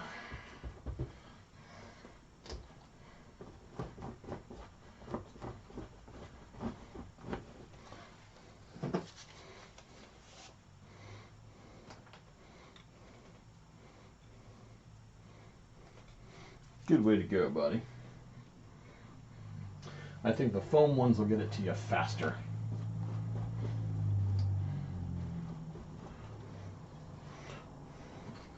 And depending on the capital you invest, there's probably even faster ways too.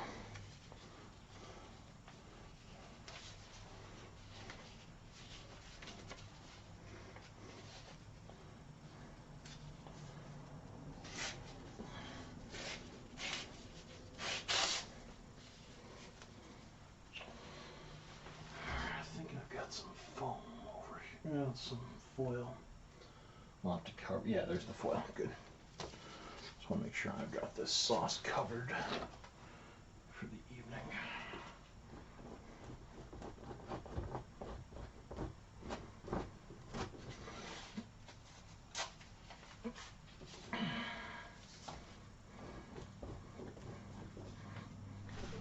Come here.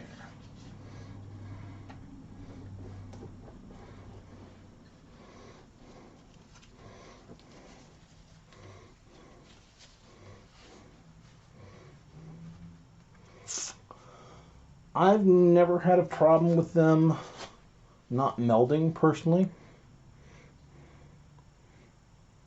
Oh, if you're smoothing down the outer surface because it's still lumpy or you have protruding bits, all you do is you grab yourself some paper mache sauce here, dunk your brush, and run it over the paper clay, and that'll smooth it out.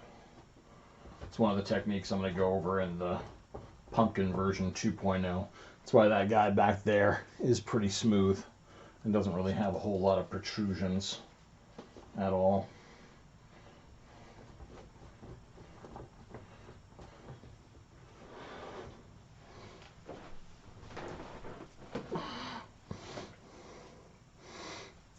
Yep, the more time you mix it as well, and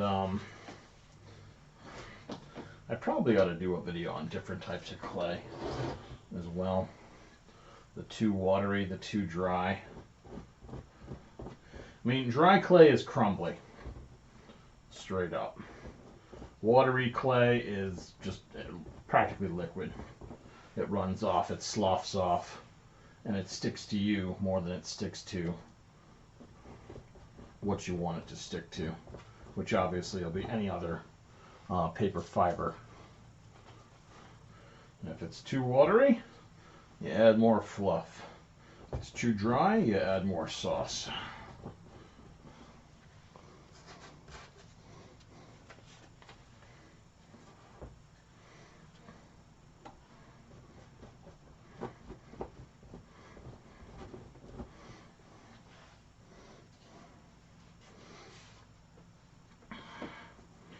And if the texture sucks, you add cornstarch.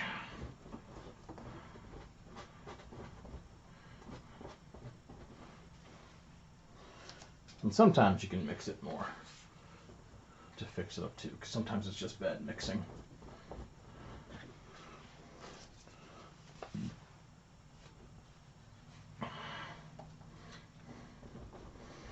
that's something we'll try here in a few minutes. So I gotta know if the new, well, maybe not today, because otherwise I'll just be mixing clay that I won't use as clay. I can certainly wait a little longer on the stand mixer experiment. It's not going anywhere.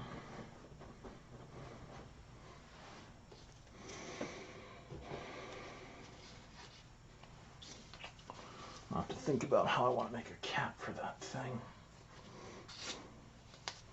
Get some measurements.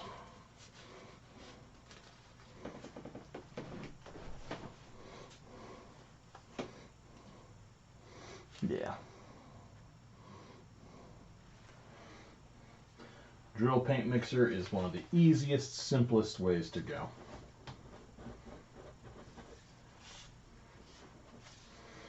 Because a hand mixer usually just doesn't have the chutzpah to deal with paper clay. That in a 5-gallon bucket. Toss it at the bottom of the 5-gallon, mix it all up, toss the drill head in, let it go to town.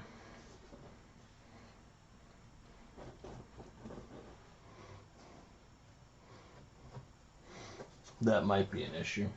Let me grab my my new mixing head. I'll show you what you're after.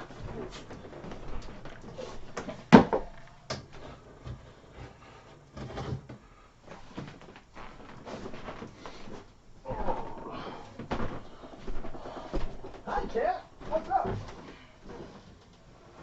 Look at your butt.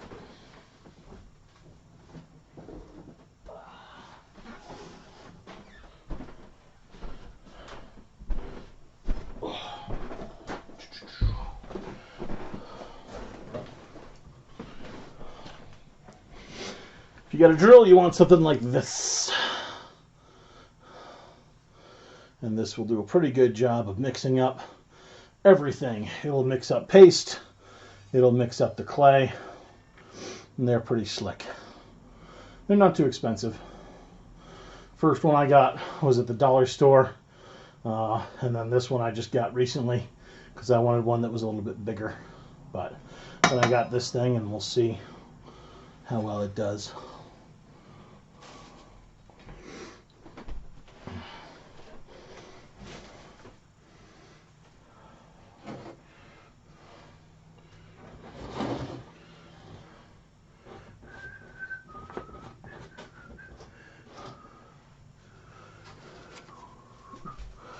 No, 11.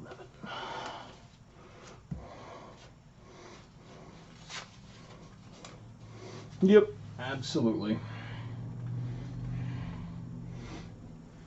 I think Joni's recipe over on Ultimate Paper Mache Clay uses a lot of joint compound. And it's a beautiful recipe. Comes out great for high detail.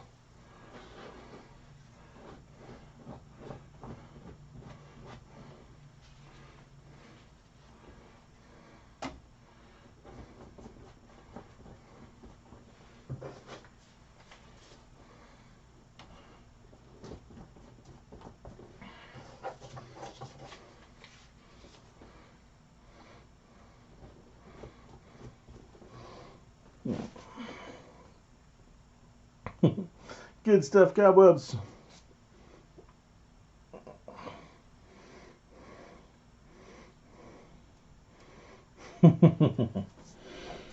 Yep, you can also use the 5 gallons for brewing, Chris. You certainly can. I haven't brewed in quite a while. I need to get another batch of mead going.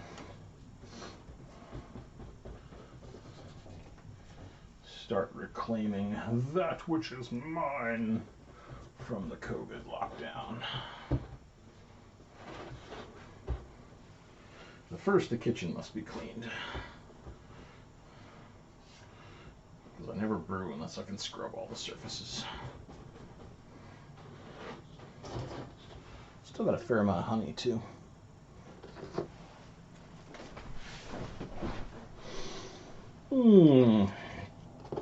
Yeah, my mead is practically like a wine.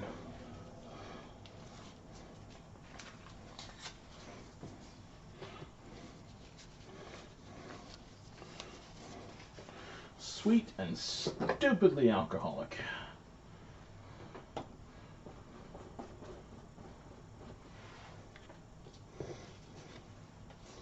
Yeah, pretty much.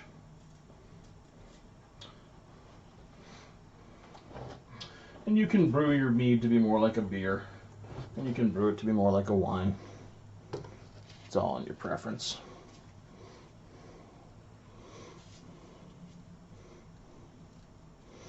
Yeah, I would agree with you, Goliath. Big old 5-gallon bucket of stuff, particularly if you got a bunch of projects in the wings.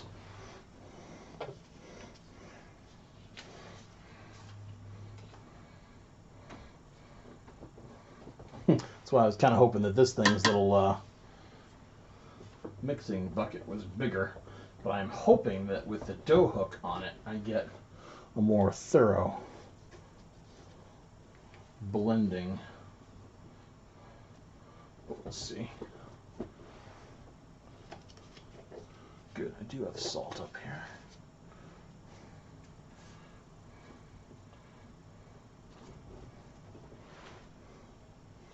I want to make sure I get this stuff salted before I leave it for a day and a half.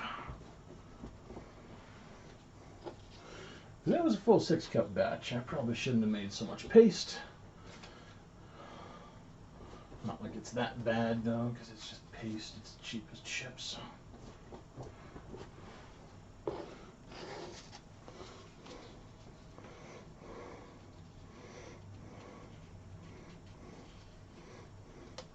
Ah, yeah. I was going to say, I've had meads before that I thought were terrible, and I just added honey water until they were amazing. But if you get bacteria in them, yeah, they're toast.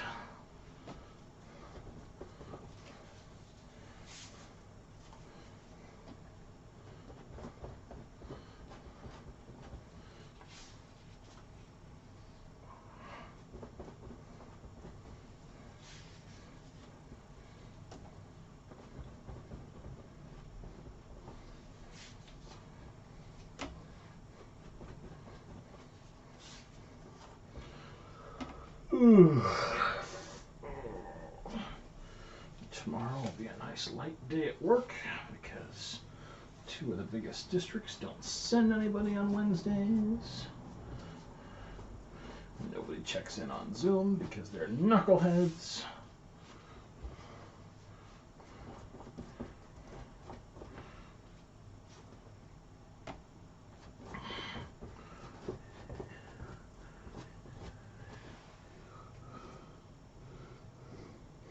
I'm doing 2 pumpkins, cobwebs. I got one up on the drying area, and this is number 2. I figured if I was diving back into it, I'd start at the grassroots. Maybe I'll see if I can do some exotic stems or something to make them a little bit more unique, but for the moment, I just want a couple of pumpkins. The big goal was to test my stand mixer here, and it made up a good batch of sauce with relative speed and gusto. It's a hell of a lot easier than using a hand mixer to make the sauce. And it didn't splash quite as much as using the drill in a bucket.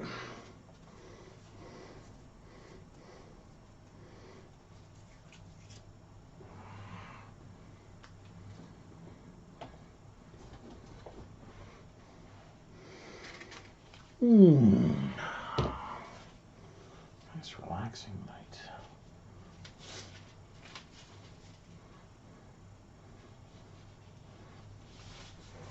Surprised we haven't had a cat visit yet.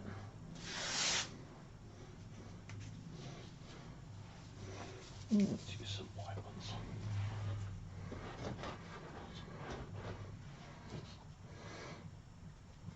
Fuzzy visitors.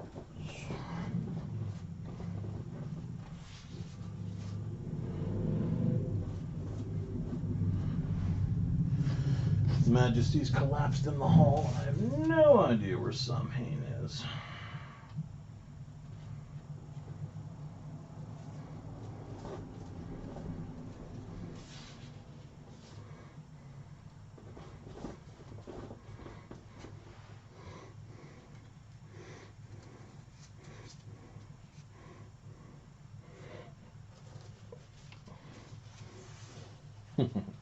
Yep, I do prefer my strawberry.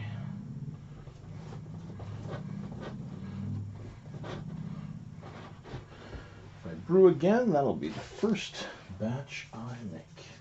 I've also wanted to get some of the ground up blueberry stuff to make another blueberry mead. I've only made one before, and it was delicious. But blueberries are usually more pricey than strawberries. The blueberry puree, that's what I was thinking of. Can always get purees.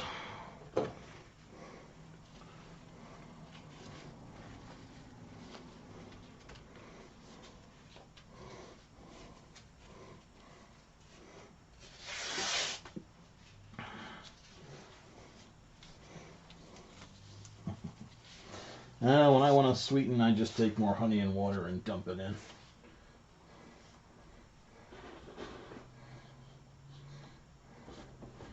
If you need to, you can kill off the yeast with a sulfide.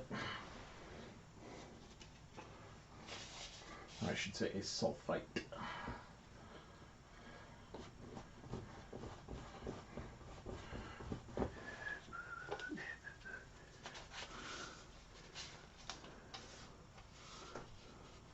Nice. And we don't have that kind of dealer around here. There's a few folks that you can contact to get honey from in relative bulk. And we have one store where you can get brewing supplies, but they are not in it for the bulk and low price. They're in it for the hey, look how fancy we are. You can get brewing supplies here. Yuck, yuck, yuck. But they're local, so when I need to, I buy from them.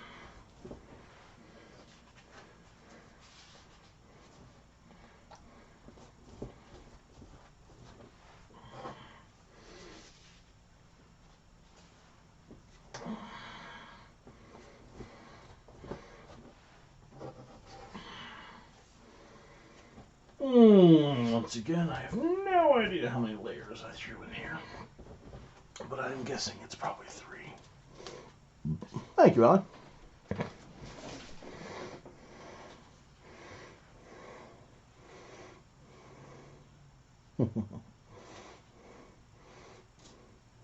Yeah, usually, if I'm doing strawberry stuff, usually I just throw it in the blender.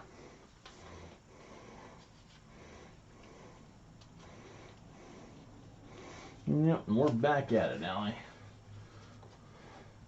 Spring break is coming for me, and I couldn't not get spooky.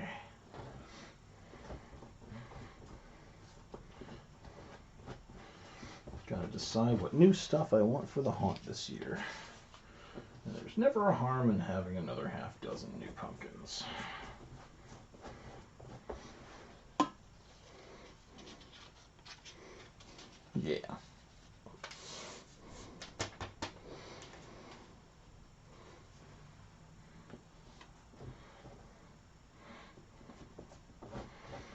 Hey,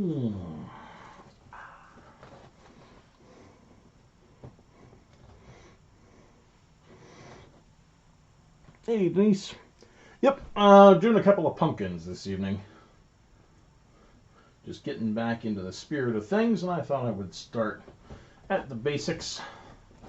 I gotta order some more beach balls though, because I want to make another pumpkin tutorial going over all the new and improved methods since the last one in like 2000 and stupid 2013, 2015. It was a while ago, 2014. It's been many years. We've come a long way. Well, not really, but that's not the point. We've gone a short distance. Everybody needs to know the new stuff. Or the different stuff. And they can pick whichever method they want.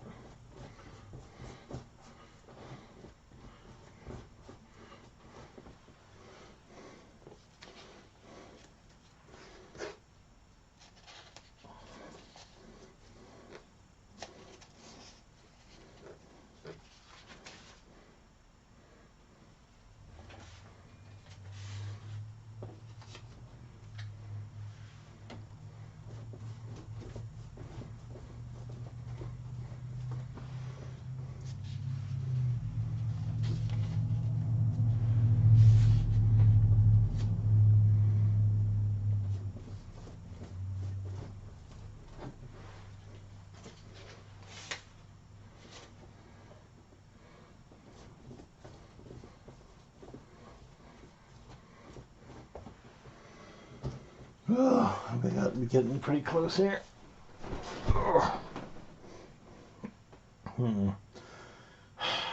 Probably about, once I start, it'll be maybe 2 weeks to make the pumpkin.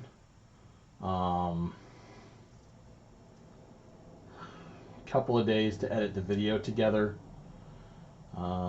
Assuming I put all my energy on it and don't dawdle at all. Maybe 3 weeks.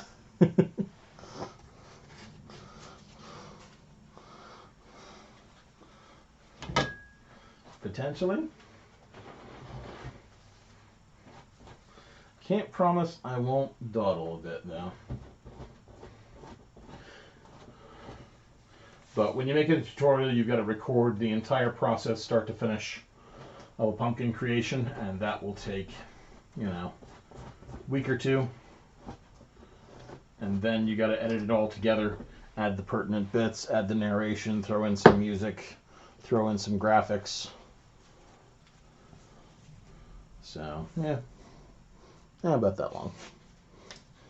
Yeah, I got to get this guy finished up. He's been sitting here too long. I really want to haul out the airbrush and practice all that on him. He's got a few spots that need some more white paint.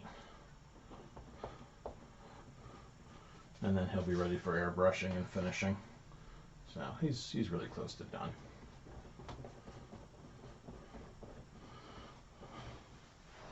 At some point I probably ought to make a fancy stem, or I ought to make a witchwood stem. We'll see.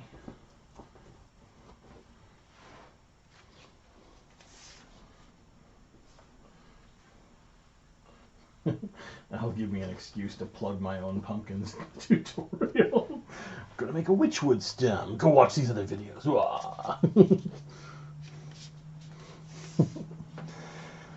Denise, I have been, during COVID, school closed last March, and had a good time and then doing stuff, but then this new school year has sucked. We are getting the same clientele. For one, our program has had its size slashed down. I have a 40-minute drive to work every day instead of an 8-minute drive, and it's just a friggin' nightmare. I don't always use, this one has got dry lock on the outside of it, but no, I don't always use dry lock to seal them.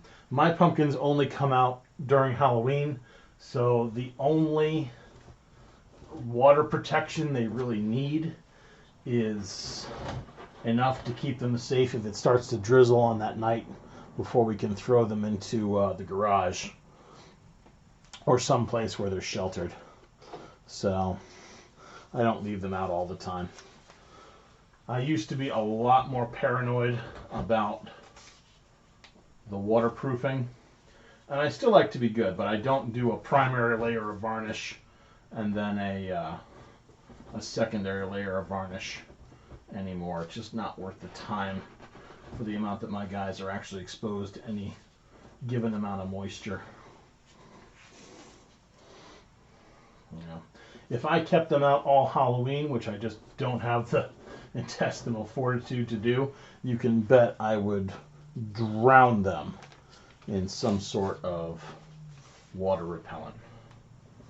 But they come out just before, do their purpose, and then they go away again.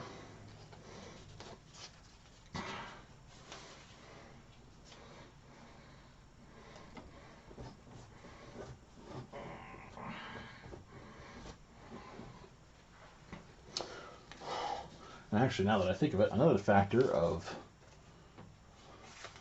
how fast I get done will be when I get that second COVID shot on Friday. It's supposedly the bad one.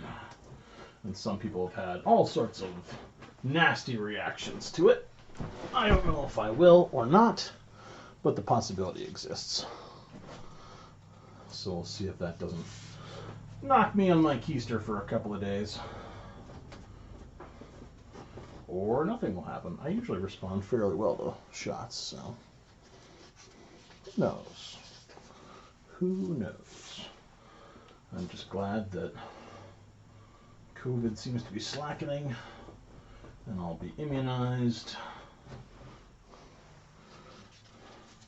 And soon things can go back to normal, and hopefully next year we'll have a normal school year.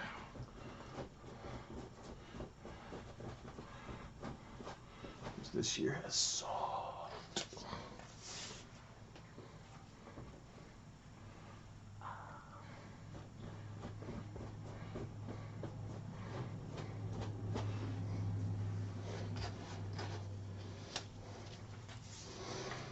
Alright, let me use this stack of paper up completely and then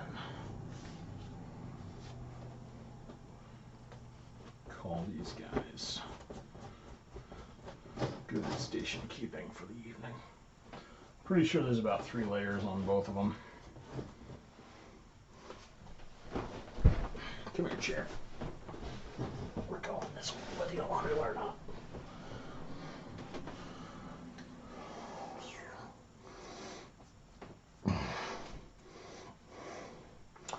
Yeah, my buddy Will got absolutely fevered and knocked out for his.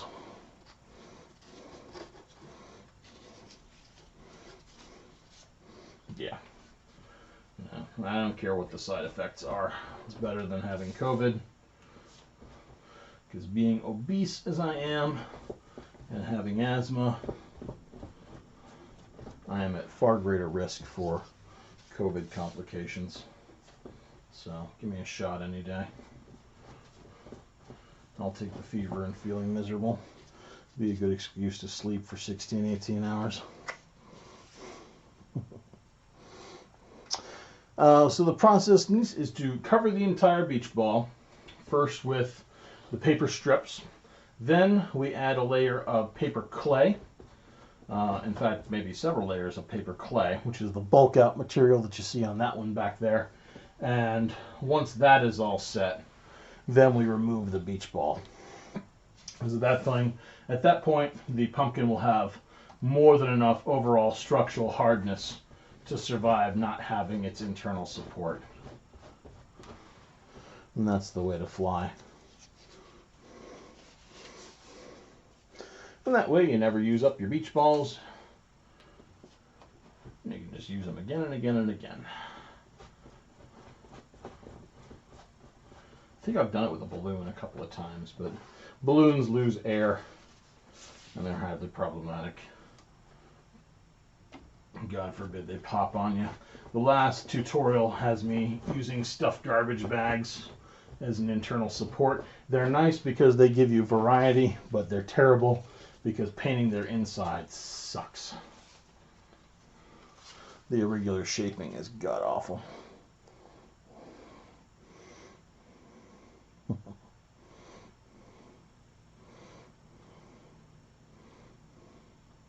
Yeah. It's all good, Denise. I'm over on YouTube. If you look up Drakenfang over there, there's all the steps on how to make them.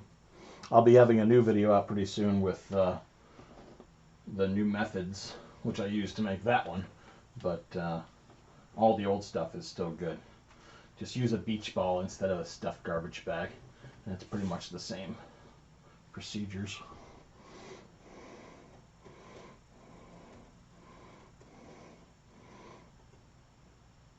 Oh, Jesus. That's awful, Ross.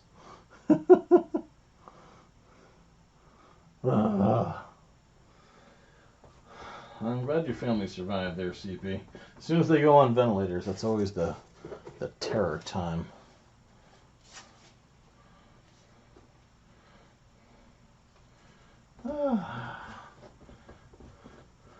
And Denise, if you're looking for my other stuff, you'll also find a project called Witch Orbs and Witch Bottles, which are really cool too. I don't have any here now because they're all in Halloween storage, but the video shows them. They're simple, they're easy, they're cheap, they look great, and everything's wonderful and wonderful.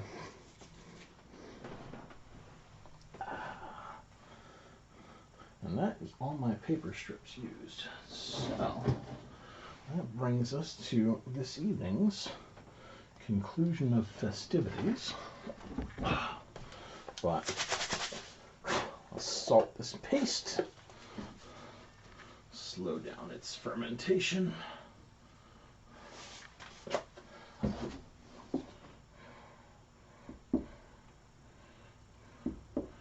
definitely made too much. If I have to, I can refrigerate it. And I did have to test the new mixer. Actually, there's plenty left there to try the mixer with paper clay.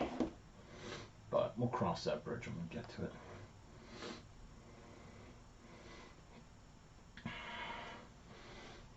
Let's make a washing bucket. All that stuff needs to be cleaned with water.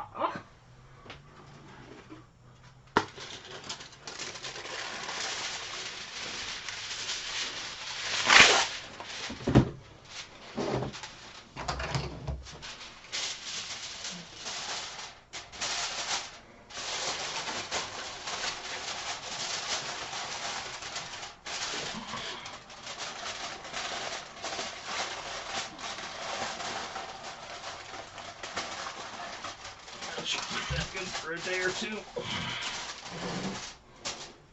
Yes.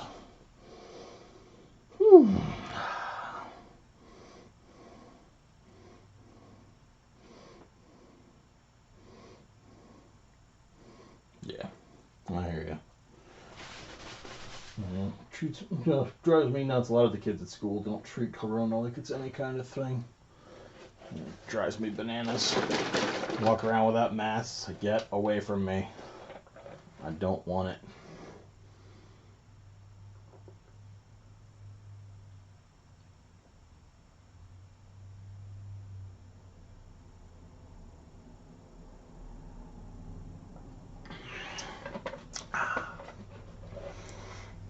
Lovely lemonade. Okay. Well, for that, gang, that is it for this evening. I'm going to go do some cleanamacating. All this stuff because a little mess is fine, but a huge mess rapidly becomes gross with paper mache. Have fun, take care, and we'll catch you all for the next haunting, which hopefully will be in a couple of nights. And get this mouse working again. We'll get some pumpkins made. We'll get some new videos going. Yeah, I hear you, CP. And then it's, you're in the hands of the luck gods at that point. And they're not hands I like to be in if I can at all help it. But, all right, everybody, take care. Have fun. We'll see you next time we do some craftifying. Thank you very much for joining me tonight and keeping me from going mad with lonely crafting. Because friendly crafting is best crafting. Have a good one.